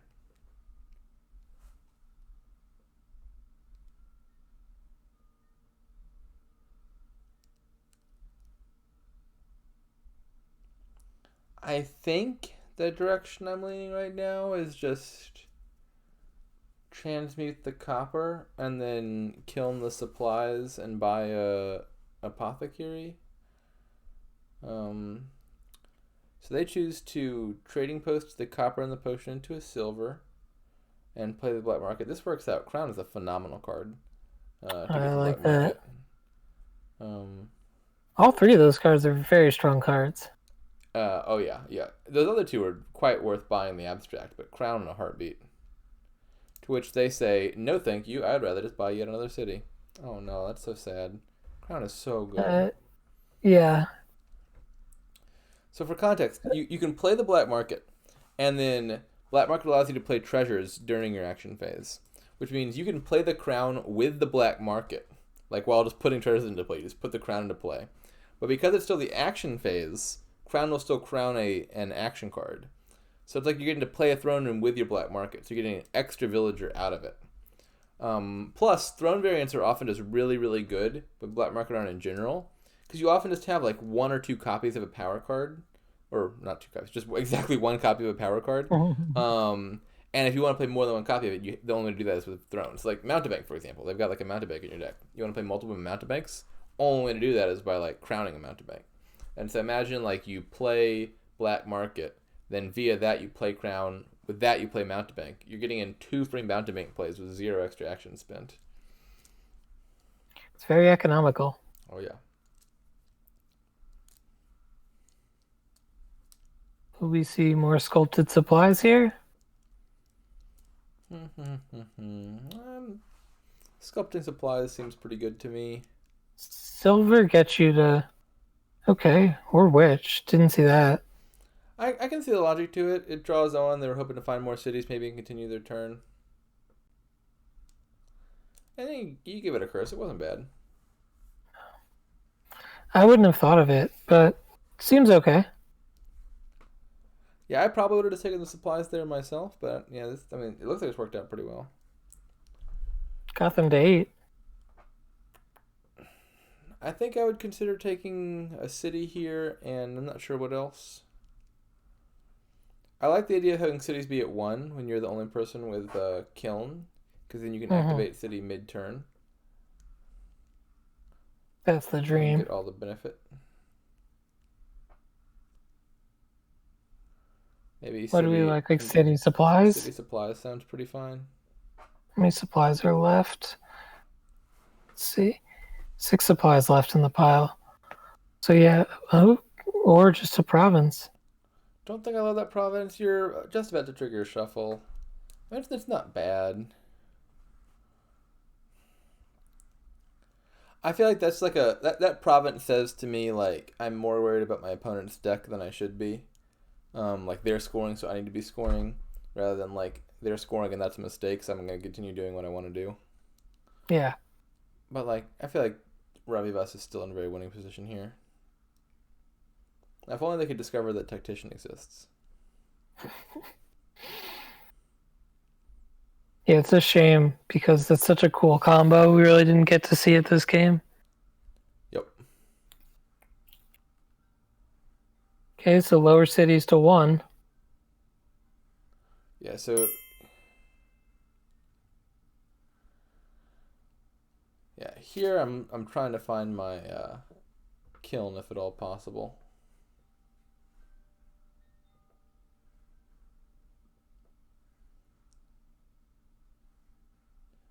There's some good cards on top. You might consider doing the sculpt young witch thing again. Sculpt or witch. Yeah, I think to draw one. Oh, actually, this doesn't draw one. Oh yeah, you run out of actions. Yeah, and perhaps they just had the same oversight that I did.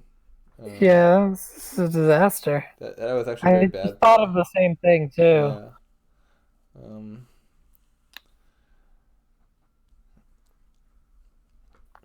They're now realizing the error of their ways.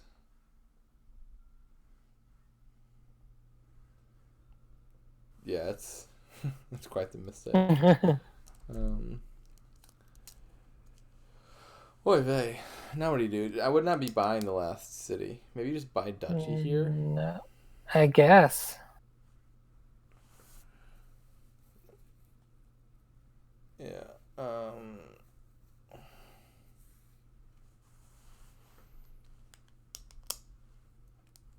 Yes, I'd say it's too late for an undo.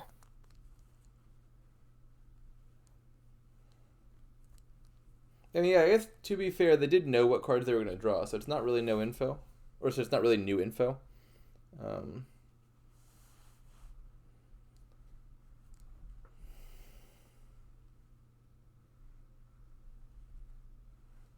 Wait, how did they know what cards they were going to draw? They had just played an apothecary. Okay.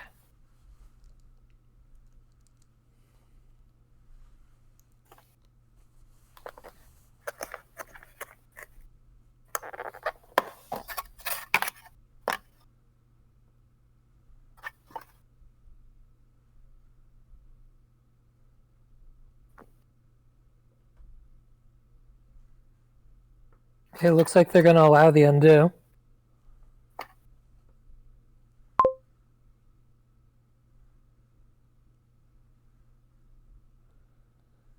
fair. Like, there wasn't really any new info gained.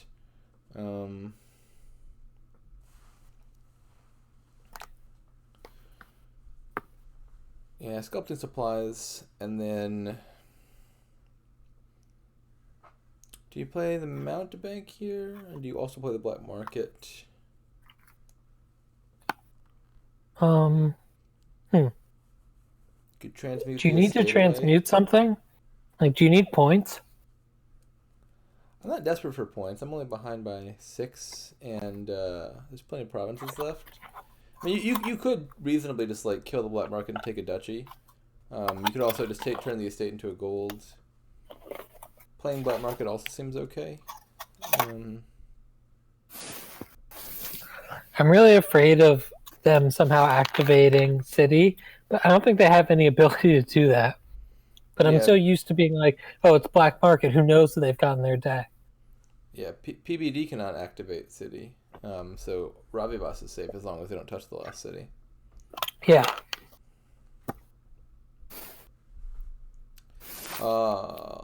This is...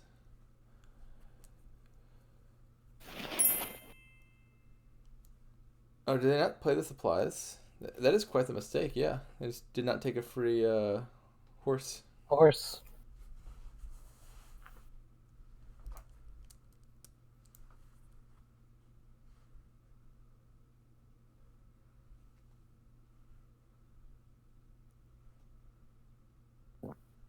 Look at this hand of, what, 10, 5, 6, 7, 8, 9, 12 cards that's not hitting 8 right now.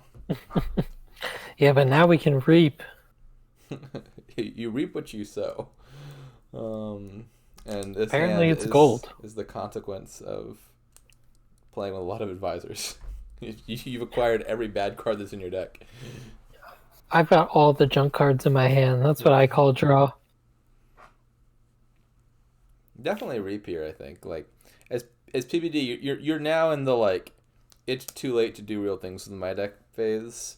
You're in the just like, I gotta desperately commit to continuing to score phase. Yeah. And just reap and then province in future turns. I mean, there's also a case to be made for duchy. Yeah, but you could consider duchy, but like... Because, I mean, the problem is if you reap and they province next turn, you're probably going to end up buying duchy. Oh, like, I think the only way PBD can win here is just to like take like all the provinces real fast. Oh, just to rush provs, yeah. Yeah, like okay, that makes sense. Goes, the more behind you're going to be. Yeah, I see that. The opponent has a deck that does things, and you don't exactly. So yeah, play Young Witch first here, and leave the estate on the... Oh, never mind, they're discarding the estate. That's interesting. The little display thing, I think, looks differently for spectating than for when you're playing. I don't know why the estate didn't get discarded in the display. That was weird. I got confused by it as well. Yeah, I was thinking of that as an advisor play, because like same when you're playing the game and you play the minstrel, the estate just gets discarded automatically. You don't see it there. Yeah.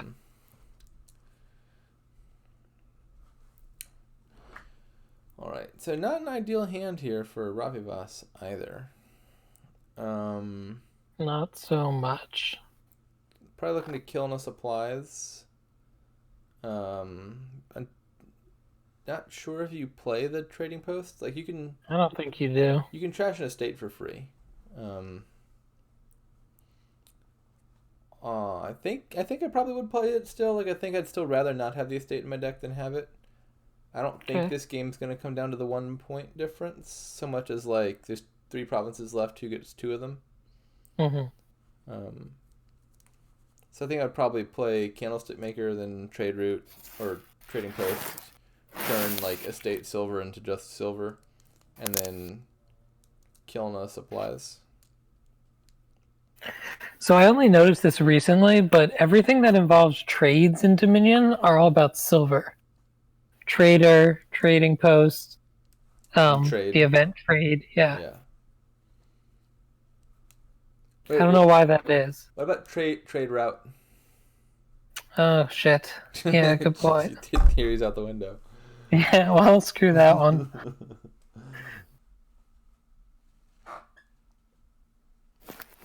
You do have the various spice variants that are like coins and buy, spice Yeah. merchant, uh, spice, spices. Wait, that's actually it. Never mind. I thought I had more of a Yeah. theme there than I did. Well, I'm not So sure I'm looking exactly at what the things. theme is, but there's a lot of merchant cards. Yeah. They all seem to have like some kind of interesting interaction. Like they I do think there's like a something. broad class of cards here that are related-ish. The merchants, the trade things, Yeah. soap merchant and spice merchant.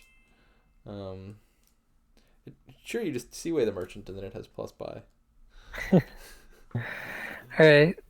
So Ravivas does buy a prov. So in good shape to close out the game, assuming they can take one more province. Yeah, I mean with this hand they should be able to.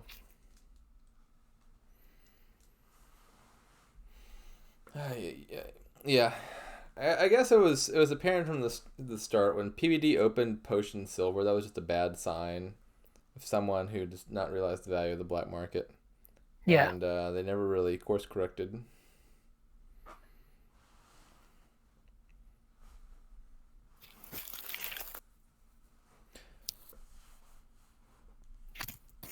Maybe black market and advisor are next to each other. Maybe this is just like a series of misclicks. Like they were going to click advisor or black market, and they're like, "Dang it, I clicked on advisor," and then they're going to click on it again, like, "Dang it, I clicked advisor again." And they've been trying hard here the whole time to get black market, and are just accidentally buying all these advisors. Sure. Why not? But yes, PBD's deck is looking significantly worse at this point. And at all the other points.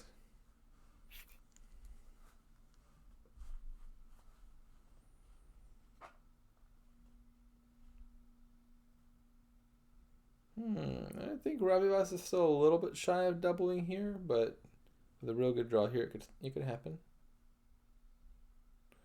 Now you play the advisor here because you've got a bunch of Yeah, toss the green. That was very good in terms of play order. Yep.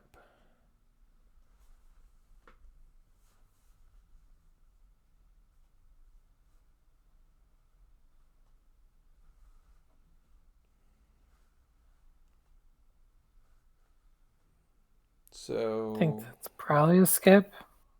let's I don't know. I see. guess you could take the free ducat. 6. Yeah, I'd have to count how much money I had. I'm not sure the free ducat is better than nothing because it doesn't come with the copper trash. Why not? Because if you trash the copper, you couldn't also afford province. Yeah, you're right. Okay, so yeah, seems worse than nothing. I wonder if maybe playing the mountain bank is a mistake.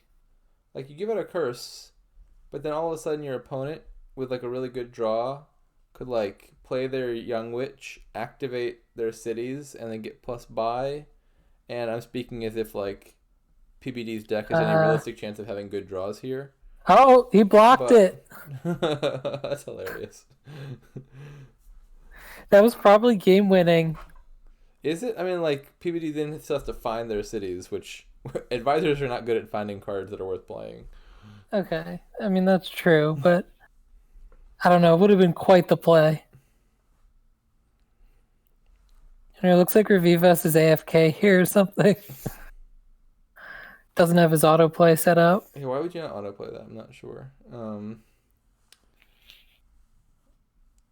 yeah, I would find it pretty hilarious if PBD ended up winning, but that would require them to find a city, play a city, and then hit 13 money. All of which is still far from certain with a deck like this. Yeah. And now even if they get the city, obviously with the block of the old young witch, it doesn't even matter anymore.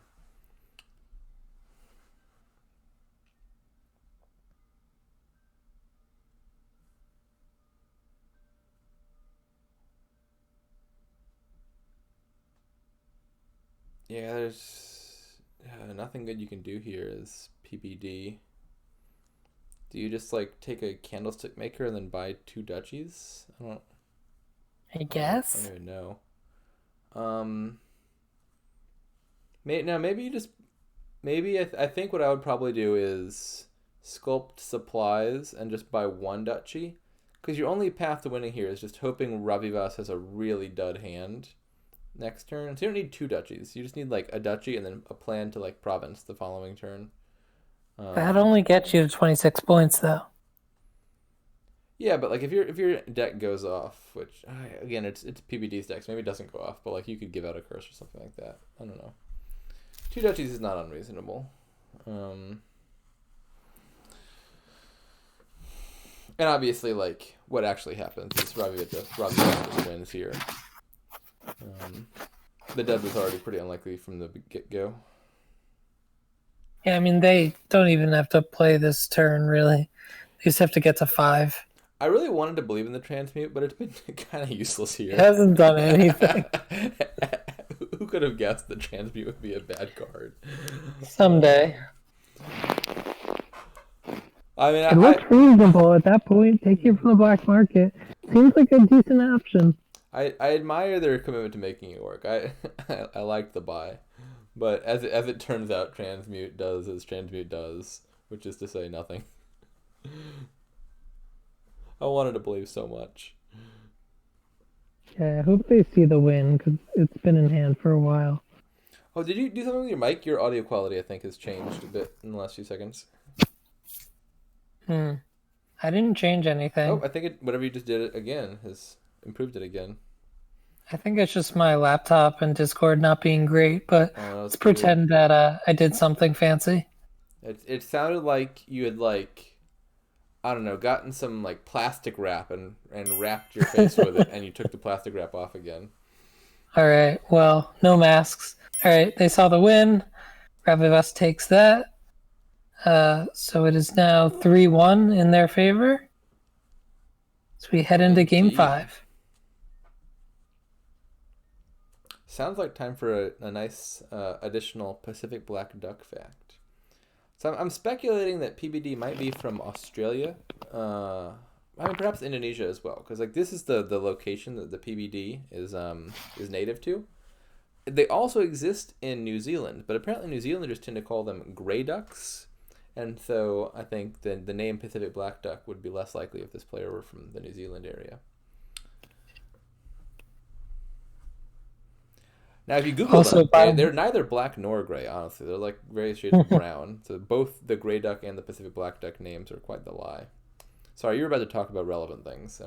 No, I wasn't. I was going to say, because of the time of night or day that they're playing, totally support your theory that they're from Indonesia. Yeah, this does feel like the sort of time one would schedule a match if one were from the Pacific region. Yeah. But this board looks almost great, and then you realize Acting Troop's the only village. But it's not limited in nature, because you can rogue them back from the trash. Yeah. Although, if you have too many bridge trolls in play, then you can't. Yeah, I was double checking that it worked like that, and you were correct. Yeah, you really want to play a bridge troll here, but the bridge troll actually stops you from regaining your acting troops. It's a weird kingdom. Yeah, I'm confused by this kingdom. It's a strange one. Priest silver opening looks solid enough. Yeah, I like that opening. I think bridge troll tends to beat goons. Like I think you probably play with like A goons here for the discard attack, but in general the plan of like scoring lots of points with lots of goons tends to be slower than getting a bunch of bridge trolls in play and ending the game fast. Yeah. That being said, the bridge troll acting troop rogue anti-synergy is a weird one to play around. So Sentry is first 5. I like that. Yep. See it mirrored there. They're both going to turn 5 of the Sentry in their deck. It's a good way to be. Yeah. Sentry is a strong card that one should acquire at the earliest opportunity possible in most games. Yeah, it's even stronger the earlier you get it. So as soon as possible, for real. Yeah, like 5/2 here, I think would just be like Sentry, Slay without even a second thought. Yeah.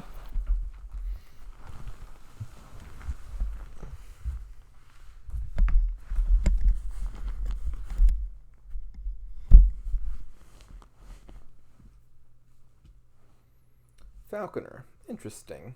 Hmm. There are a bunch of dual types, or even triple types. So there's plenty of stuff to activate it. But because of its weird reflexive text, it does not work well with cost reduction. Yes, that is true. Even with Bridge Troll in play, you can't like use your Falconer to gain a Sentry or something like that. I actually saw someone I was playing the other day make this mistake, where they expected it to work like Workshop or Sculptor, where like you reduce the cost and you can gain it. But because Falconer's cost also reduces, and you have to gain a card cheaper than Falconer, it doesn't get any better. And there's a reason for that. There's a reason it works differently than Sculptor and everything else, which is Falconer with like even a single Bridge Troll in play would just trivially gain every single Falconer all at once. Because you could react with your Falconer to gain a new Falconer, which is a dual type, which could then gain another Falconer, and you just empty the whole pile immediately. Yeah, the choice is either to use the cheaper than this language or make an additional rule saying you can't gain Falconers with Falconer. Yeah. Like you can do that with Sculptor too. Like you put a Bridge Troll in play and sculpt all the sculptors. But at least if you're doing that, you're spending an action each time, so it's not trivial. You'd have to have like 9 extra actions to empty all the sculptors. Yeah, it does ultimately make Falconer a bit weaker. Similar to how Band of Misfits works, where since it refers to how much itself costs, cost reduction doesn't really help out. And you get into weird situations, like if you have enough Bridge Trolls in play, your Falconer can't gain anything. Yeah, there's just nothing cheaper anymore. Because everything costs 0. Yep.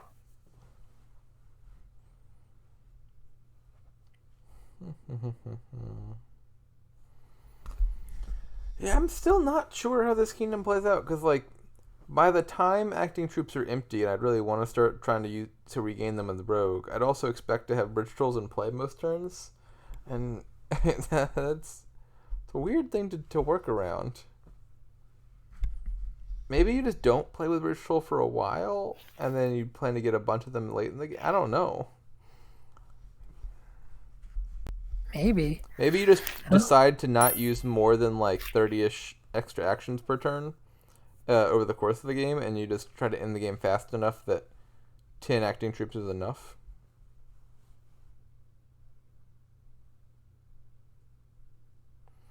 I don't agree with Nerd Blaster.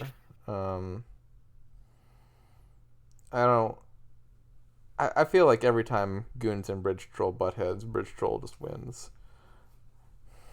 I also think you can get enough Bridge Trolls in place to pile. I mean, you might not be just like taking 8 provinces piling, but you should be able to clean up whatever's left of the board when you have acting troops and Bridge Trolls pretty much gone. Yeah, I just think Bridge Troll just tends to snowball a lot faster than Goons does. Because like with Goons, you have to consistently hit 6 and add a bunch of 6-cost cards. Bridge Troll things get cheaper and cheaper real fast. And like the Bridge Troll player is going to be doing a lot more of that buying slave for horses thing that you're describing, even if for fewer points.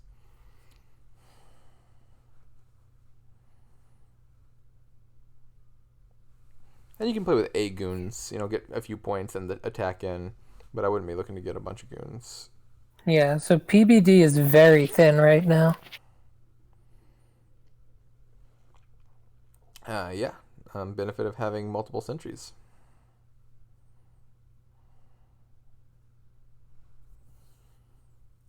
I also have multiple Goons.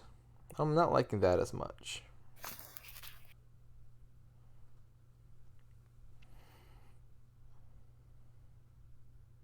Who is the library?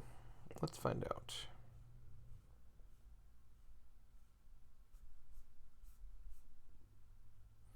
As the opponent. Oh no. Oh no. Just for you. Why did you do that? Why would you ever do that? I wouldn't even in a million years I wouldn't contemplate touching gold in this kingdom. Why do you want that card? It's confusing.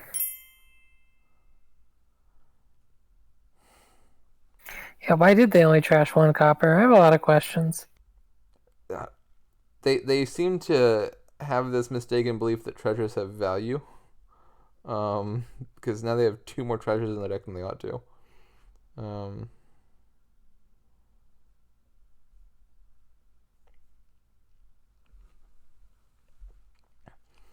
yeah, both of these players are well, one is under trashing, one is adding treasures, both being misplays.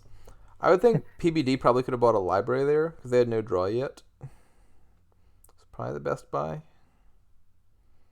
Honestly, any of the action cards, literally any action card, would have been better than buying the gold. I would rather buy a sleigh than a gold there. You can even buy multiple sleighs. What do you think, like Bridge Troll and a troop? That sounds reasonable. They're really going in on goons. I'm not liking the I don't think they're gonna play. thing. I don't think they're gonna be playing with Bridge Troll. Like, the first Goons does a lot for you. You often need the plus buy and the money and the discard attack. The second Goons feels like the thing you get for the VP. Like, it's time to start scoring, and I want to escalate how many points I'm scoring. And it does not feel early enough in the game that we're at that phase yet. Even if I'm not sure you ever get to that phase in this game, but, like, even in kingdoms where you are playing multi-Goon strategies, I think you often get the first Goons a lot earlier than the second. Huh.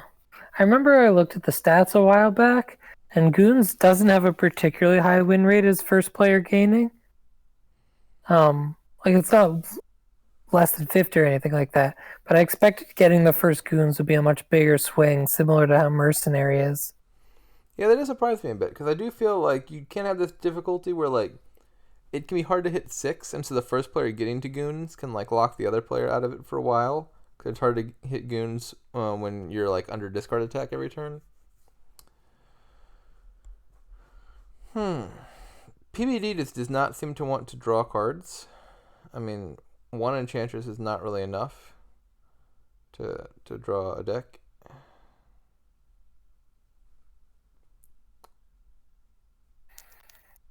Sad Slay. You can still play it for the horses here. Yeah. Or you'd use it to top Do you deck want? something. I think I'd rather use the top deck something.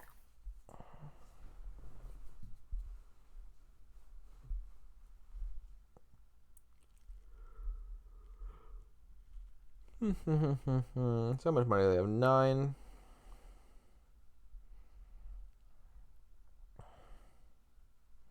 Yeah, I still kind of like the bridge troll acting troop idea. You could also consider, I guess, like rogue, maybe. I'm not. That's probably not good because you could just buy the acting troops. I mean, if we're not playing with Bridge Troll, then Rogue seems a lot better. On the other hand, Rogue with the right number of Bridge Trolls can eat provinces, so. That's true. Sentry. Why Sentry? You're already so thin. That's a good question.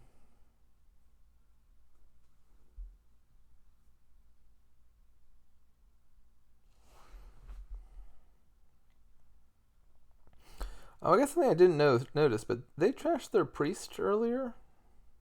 They horsed it. Oh yeah, I see. And so maybe they're having some trouble getting rid of these last few coppers.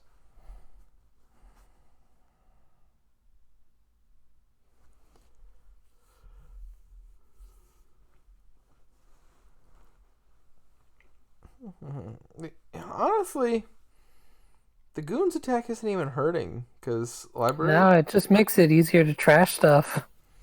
Maybe you could just skip Throw goons entirely here and just do like library bridge troll things. maybe. If your opponent's going to keep attacking you with goons, library seems great. Yeah, I actually could totally see just not even touching goons this kingdom. To be fair, goons and library also work together, so Yeah. I think the important lesson here is just that library is an awesome card. Got totally slept on in Thunder Dominion. It is not generally a very good card, but this does seem like I a very good know. kingdom for it. I like it. It's a card I like a lot, even though it's certainly not as strong as I wish it was. It's a nice base set. Yeah, honestly, it's a little bit on the complicated end for base set. It's very complicated for base. It's arguably the most complicated card in base. I mean, Throne Room has more edge cases, but it's I think got the most text. Yeah, in terms of just, like sheer text and things that you have to like do to play it, I'm talking library. second edition for what it's worth. I didn't play much first edition. I've literally never played a first edition game. Yeah, library feels like complicated to resolve. Throne Room, I think, wins if we're talking about like strategically complicated. Like library is at least simple. Like I play this to draw cards, whereas Throne Room's complicatedness is like it's difficult to use well. Yeah. And you might be right, DZ, but does Sentry have a semicolon in the middle of it? It does not. Exactly. Let's count the number of words.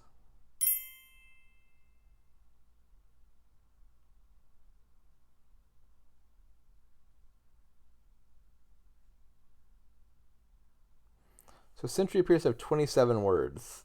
Although it's a little bit difficult to tell what to count, like and or. I'm not sure if you count that as one or two. Hey, we're going into bridge trolls.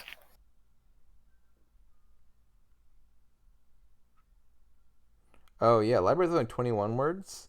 Yeah, Sentry wins in by word count. Pretty noticeably.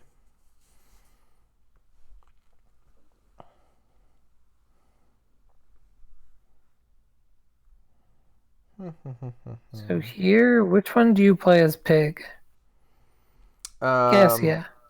Interesting. They both still get their in-play effects. Right. I think picking the... I'm actually not sure. So on the one hand, Goons has more benefits of actually playing it. You're getting 2 coins and a buy and an attack, whereas Bridge Troll, you're just getting a buy.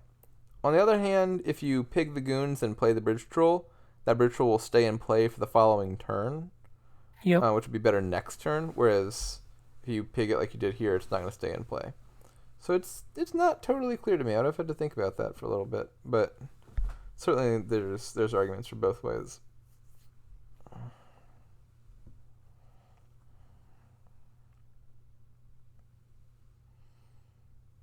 That gold just looks so bad.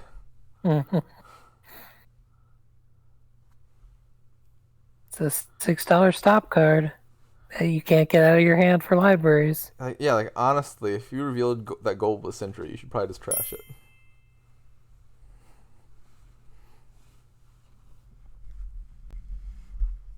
Yeah, Enchantress and Library isn't necessarily the best combination. No, I don't know what you're talking about. That's super solid deck. At least, like the Enchantress, you can just like horse it when you don't need it. Now that you've got Library, unfortunately, the gold cannot be so easily gotten rid of.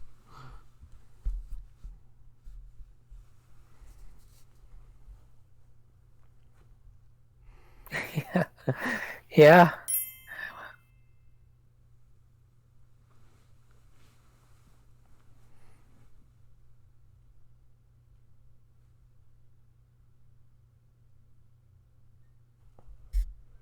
So Nerd Blaster pointing out that Rogue has the most text. We were discussing among base cards. Sentry is only coincidentally also in the kingdom.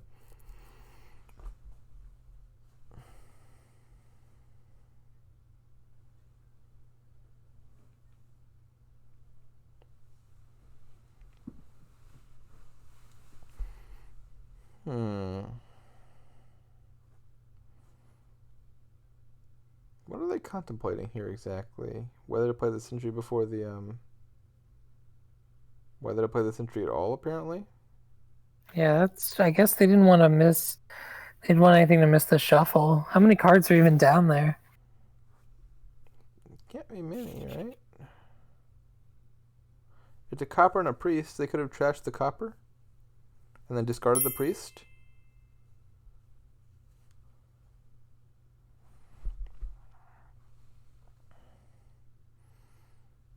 The villager situation is going to get weird because they've both got bridge trolls now, which is going to inhibit the ability to gain those acting troops back.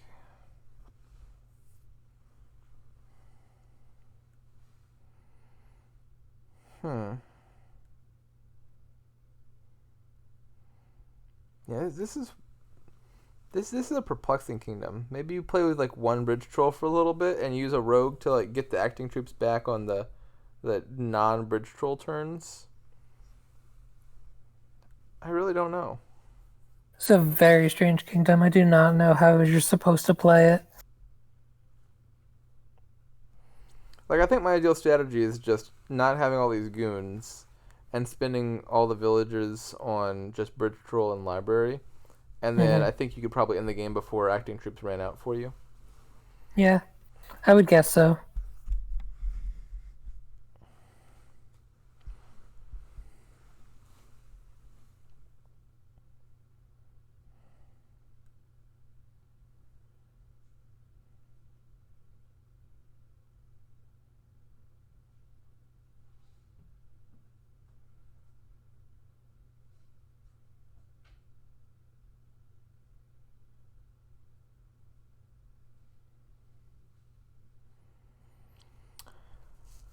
Both these decks could probably use a second library real soon. Like, you're at the point here where if you don't have the library on top, your hand is going to be really sad. Ravivas could top deck one here to guarantee they have it.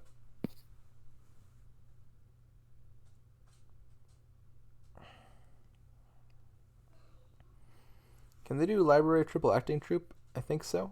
Looks like it. Even buy some extra stuff for good measure.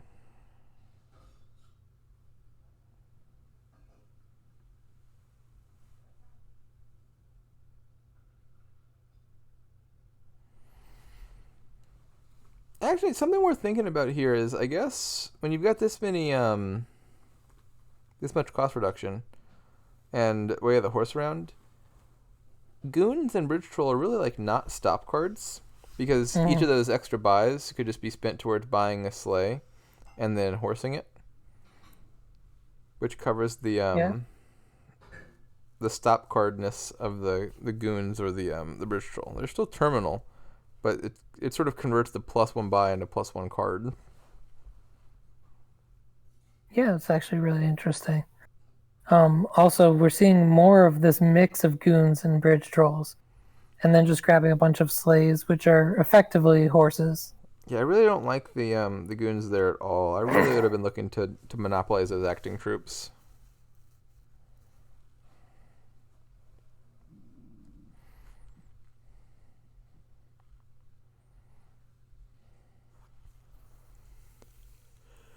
I still think Ravivas is in a leading position. Although as PBD, I'd sure be looking to get those last two acting troops now, given the villager situation they're in. Yeah, I mean, acting troop denial feels pretty big here. Oh yeah, and I'd probably just horse this Enchantress. Yeah.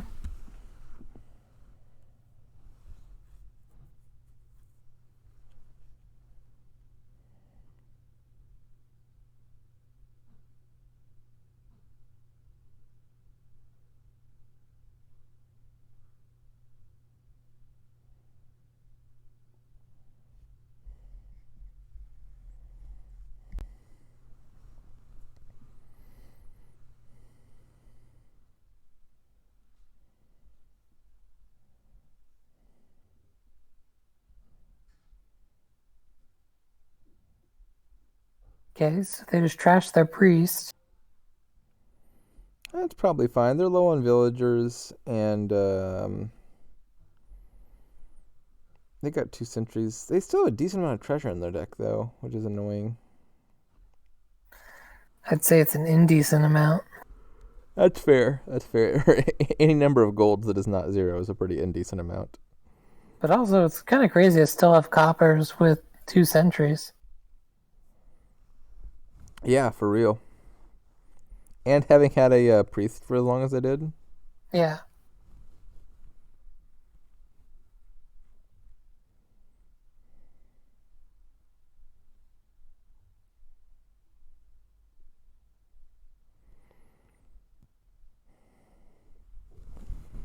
So I think you... They horse the library? Hmm? And not the enchantress? Don't you want a library? Don't you want to save your last villager?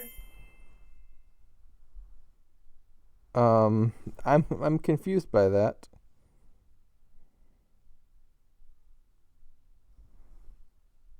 So now buy the acting troops.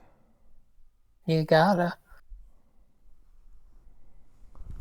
Just like 3 acting troops and then rebuy Library. the library you just horsed.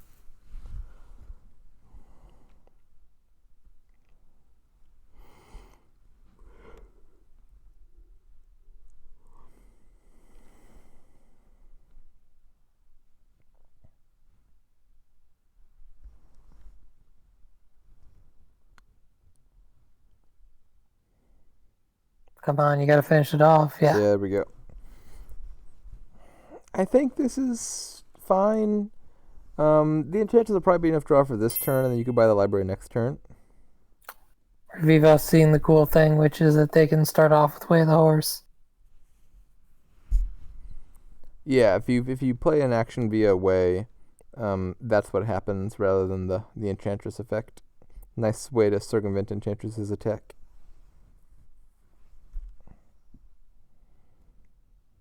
I mean, an easy no-risk way to test this, if you weren't sure how it worked, is to try to play it as the way, and then if you end up having the enchantress effect, then you knew you didn't have a choice in the first place.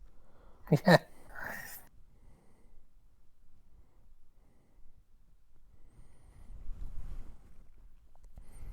Like, there are hands where that question would be very relevant, but given that your hand was just a stack of slaves, you didn't really have a choice in the first place. You just play it and find out.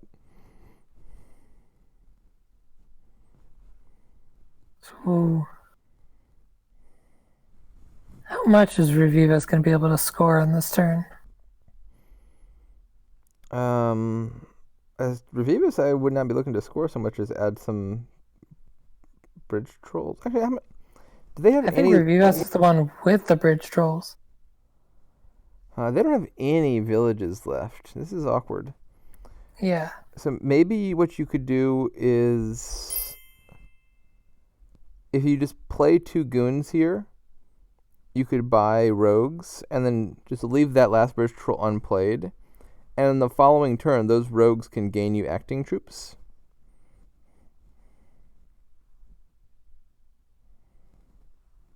This build is so tricky. Like, that would give your deck a little bit more longevity to it.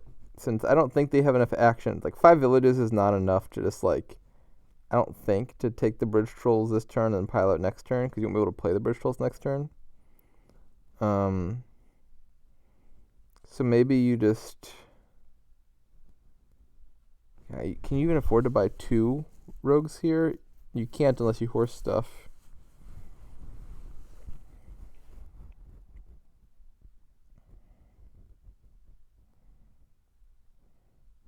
They're undoing the goons play?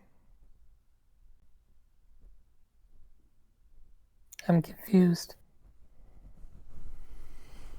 Gonna play everything and then call library? What are you doing? What are they they're undoing the acting troop play?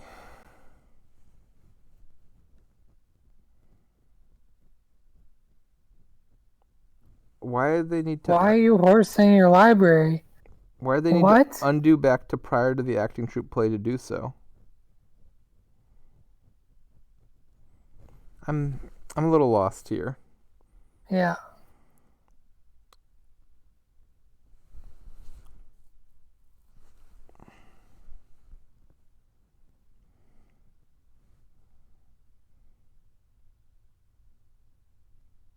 Why are you?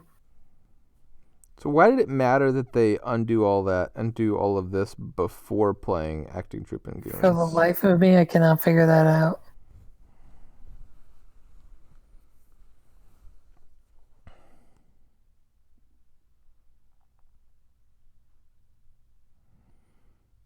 Now what do you buy?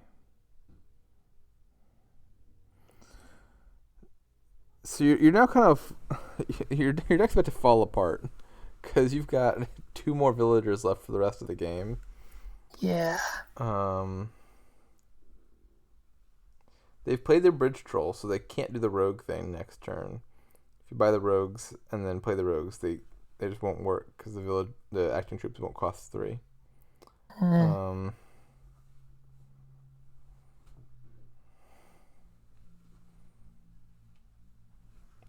Not really sure what the plan is here.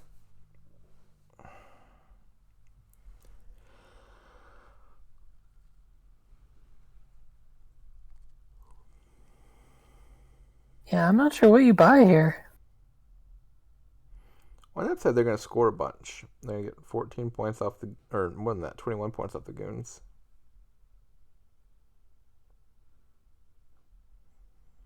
Maybe that's just enough to slowly coast to victory. Yeah, I mean, you could do something like buy a bunch of slaves with a plan to horse them back the next turn, and it doesn't work though. You just run out of villagers. Yeah. Yeah. I really don't know.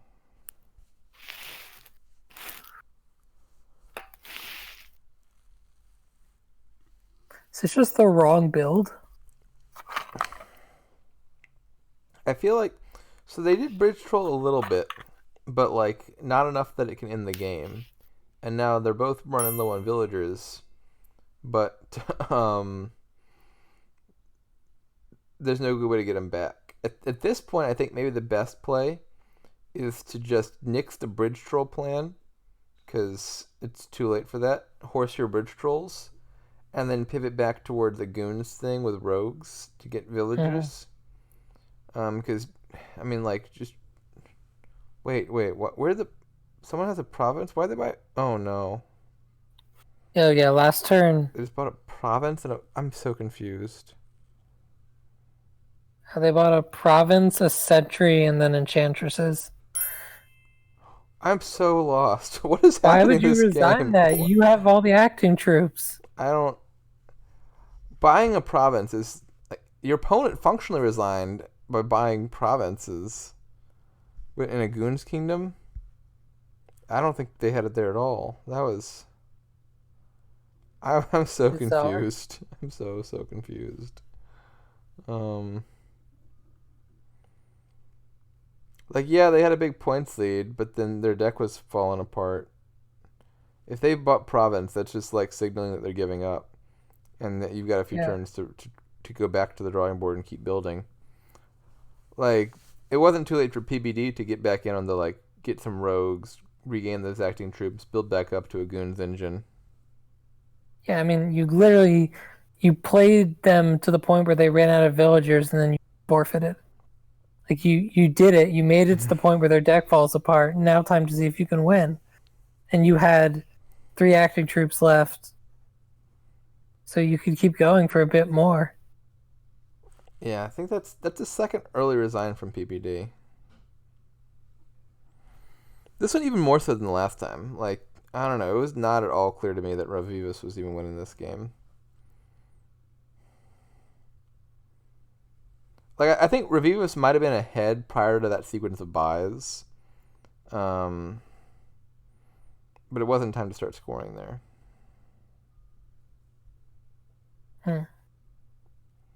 Like there's really nothing that kills my willingness to resign more than seeing opponents buy province too early. Like if there's something that gives you a glimmer of hope, it's like yes, they're greening too early. I have a chance to outbuild them and get back into this game.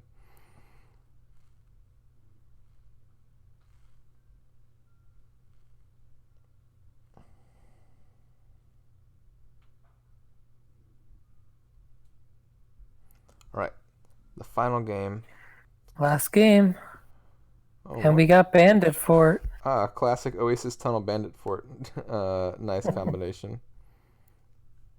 Let's see what can trigger patron. Rabble. Yeah, Rabble is going to be way weaker than normal here because it activates your opponent's Tunnel patrons. and tunnel. Oh wait, no, it doesn't toss tunnels. Never mind. It's actually pretty funny. It just makes you look at the tunnels, but doesn't do anything with them. Oh, I thought you were saying tunnel could trigger patron. I was trying to figure out. Oh, no.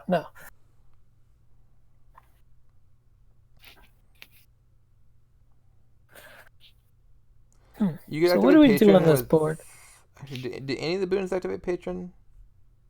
Will-O-Wisp. When... Yeah. Will-O-Wisp can activate patron. So you have the makings for an engine here, but the big thing you're missing is plus buy. Yeah.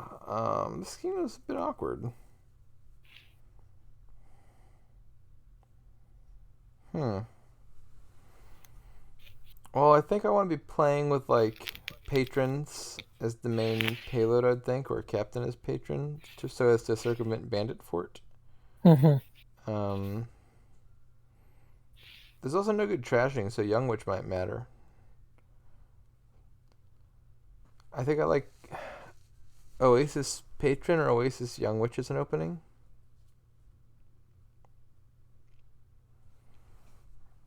Yeah, I went to Oasis Patron, but Young Witch, now that I'm thinking about it, looking at the fact that there's really no trashing, seems pretty strong. 5-2 is not 5-2, I think probably Band of Misfits and banned, Ride. nothing. Oh, there's Ride, yeah. Yeah, banned Ride sounds good. I'm not sure if I even think 5-2 is worst. Like, I like the flexibility of Band of Misfits, and obviously Ride is a little bit sad compared to Oasis, but, like, I don't think not we a big want... difference. Rabble seems decently worse than Bomb at the start. I guess having seen my opponent buy Rabble turn 1, I'm clicking on Patron turn 2. I think, yeah.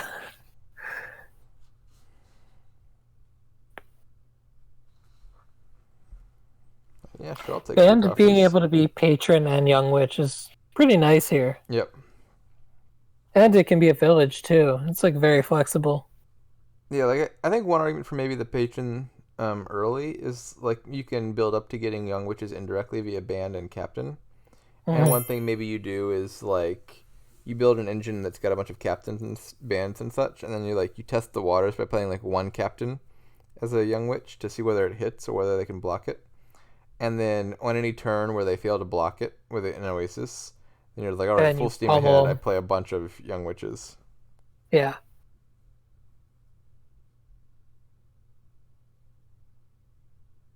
Okay, so Duck goes with the Oasis Young Witch open. Hopefully this is Ride here and not a beggar. Okay, good. I guess to be fair, Young Witch also does look pretty reasonable if you see your opponent open with Rabble, or any 5-2 for that matter, because you know they don't have an Oasis yet. Mm-hmm.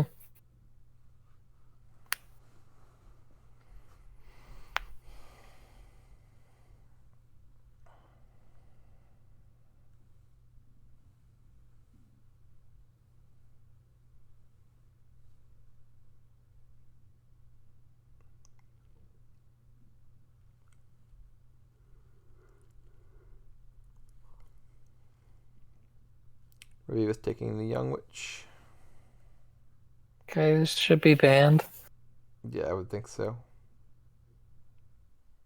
No, Rabble.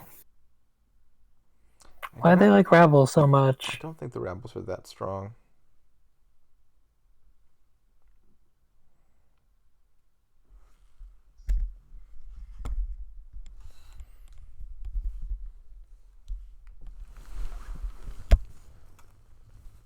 Now they're gonna like randomly start buying Bazaars. I can see the future.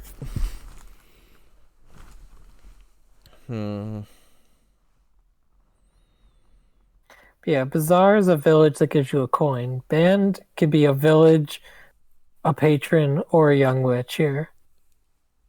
It is, I think, a pretty good kingdom for Band of Misfits. Yeah.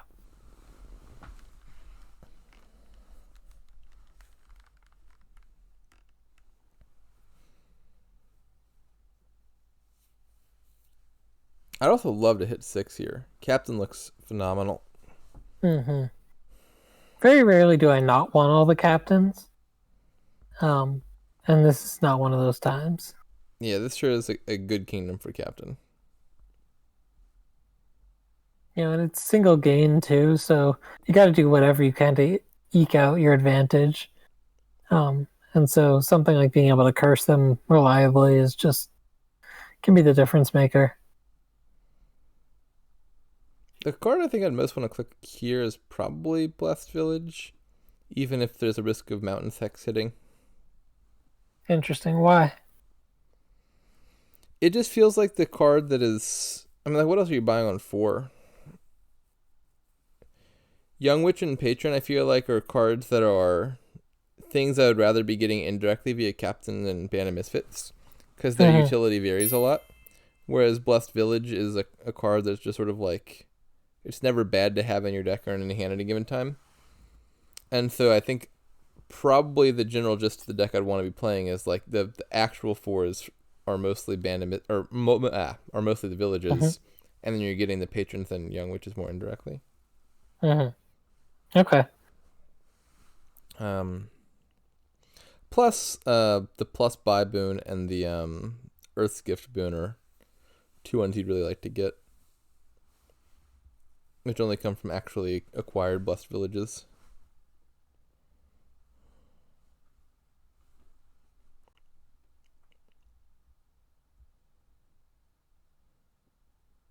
Okay. Not sure what this tunnel's doing. Do you want golds? I hope you don't want golds. I don't want golds.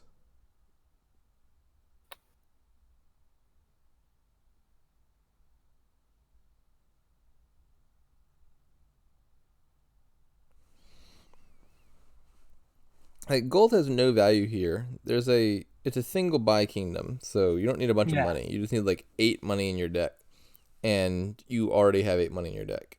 So all you need to do now is add more draw cards. Captain, please. There's also a case for nobles here. And this is a single gain board. The VP is non-trivial.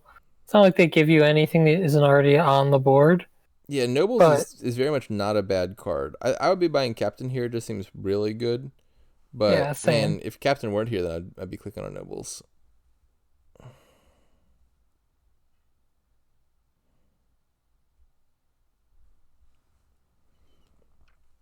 Now we're gonna figure out whether ravivas wants golds, and I'm worried I already know the answer to that, given that they have a tunnel.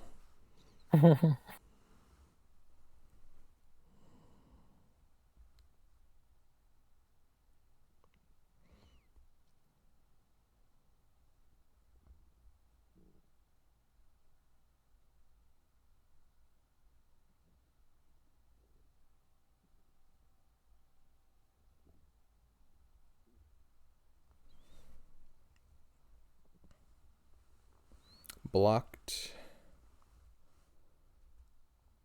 Very nice. Luckily, the Bane is a fairly good card in this kingdom. that Young Witch cursed ravivas, but not PBD, because they gained a gold off of it, which is 1 more stop card and -2 victory points. It's like 2 curses. I guess it's like a curse and a half, because you're getting twice as much negative VP, but only the same amount of stop cards. Yeah, okay, that's fair.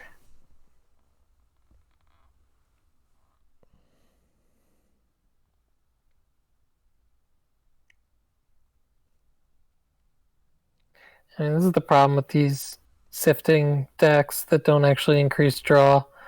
You start to run out of hand size. Yeah.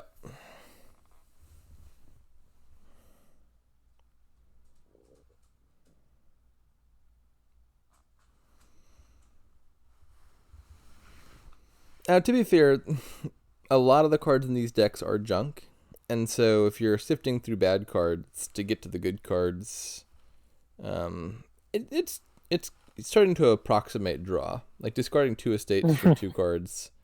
It's not really that much worse than just drawing 2 cards. I like that. Starting to approximate draw. All right, so now we've got the gold in our hand. What are we buying? Probably captain. Sounds good to me.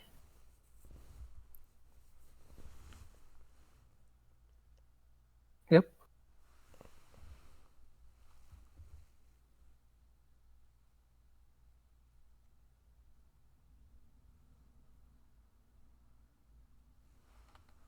And just more captains, I think. Yeah, I want more captains. I think maybe once the curses are out, might be a time to start considering nobles over captain if you hit 6. Because a lot of the benefit of captain, I think, is that ability to potentially play young witches, which will then decline. And by that point, you might start wanting the points more anyway. That makes sense.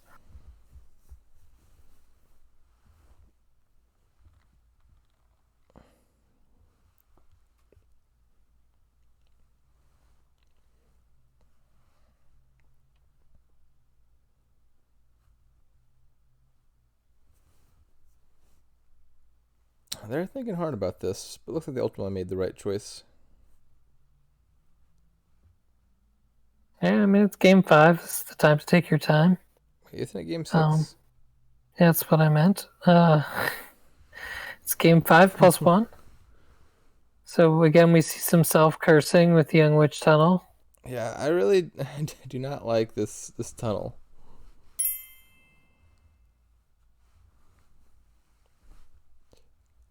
Yeah, I don't know if they don't notice it or they just don't care. Like, Patron is a fine enough payload that does not cost negative victory points. That I don't think there's any good reason to be getting silvers or golds here. Yeah. These rappels are starting to add up. You see right here, ravivas being forced to top deck 3 bad cards. Yeah, about now, Rabble's starting to look like a pretty good card.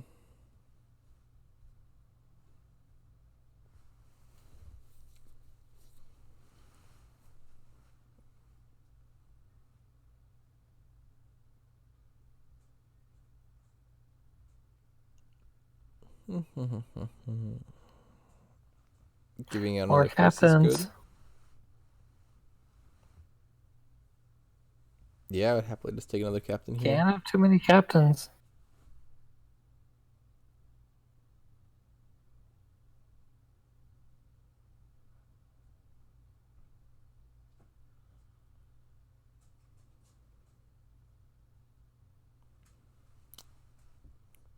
Yeah, so they went with nobles. I think that's a little bit premature.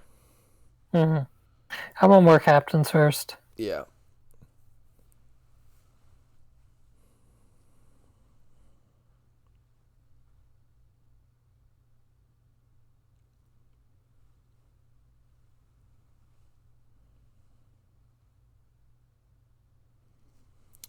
PBD blocks the Young Witch.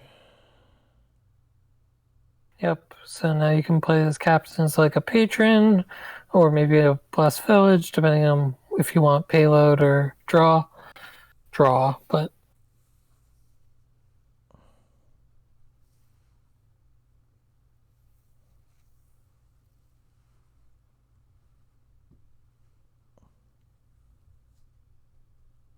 toss patron copper, I think. Yeah. Yeah, I agree with that. I think I just want to draw farther. Use nobles as a village, that's nice.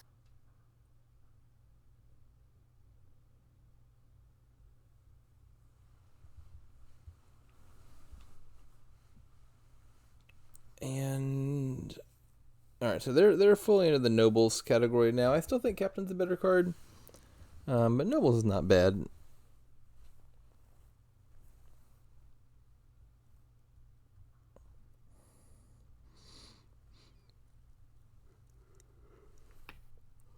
Alright, ravivas still sticking with captains, which I like.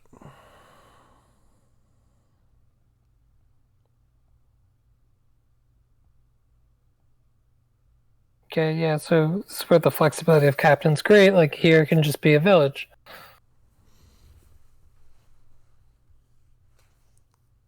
Yeah. Even on the turn you're playing it, it's still like a Band of Misfits, which is not bad. BOM looks pretty good here. And then, oh. Okay, then. I think that might have been like, I just noticed Bandit Fort resign. All right, so I think final score was 4-2. Yep. You have some very trigger-happy resigners in this. Yeah, match. 3 of those games were premature resigns. Yeah. All right, well, that's the match. Thanks for commentating. All right. I'll see you all around later. See you next time.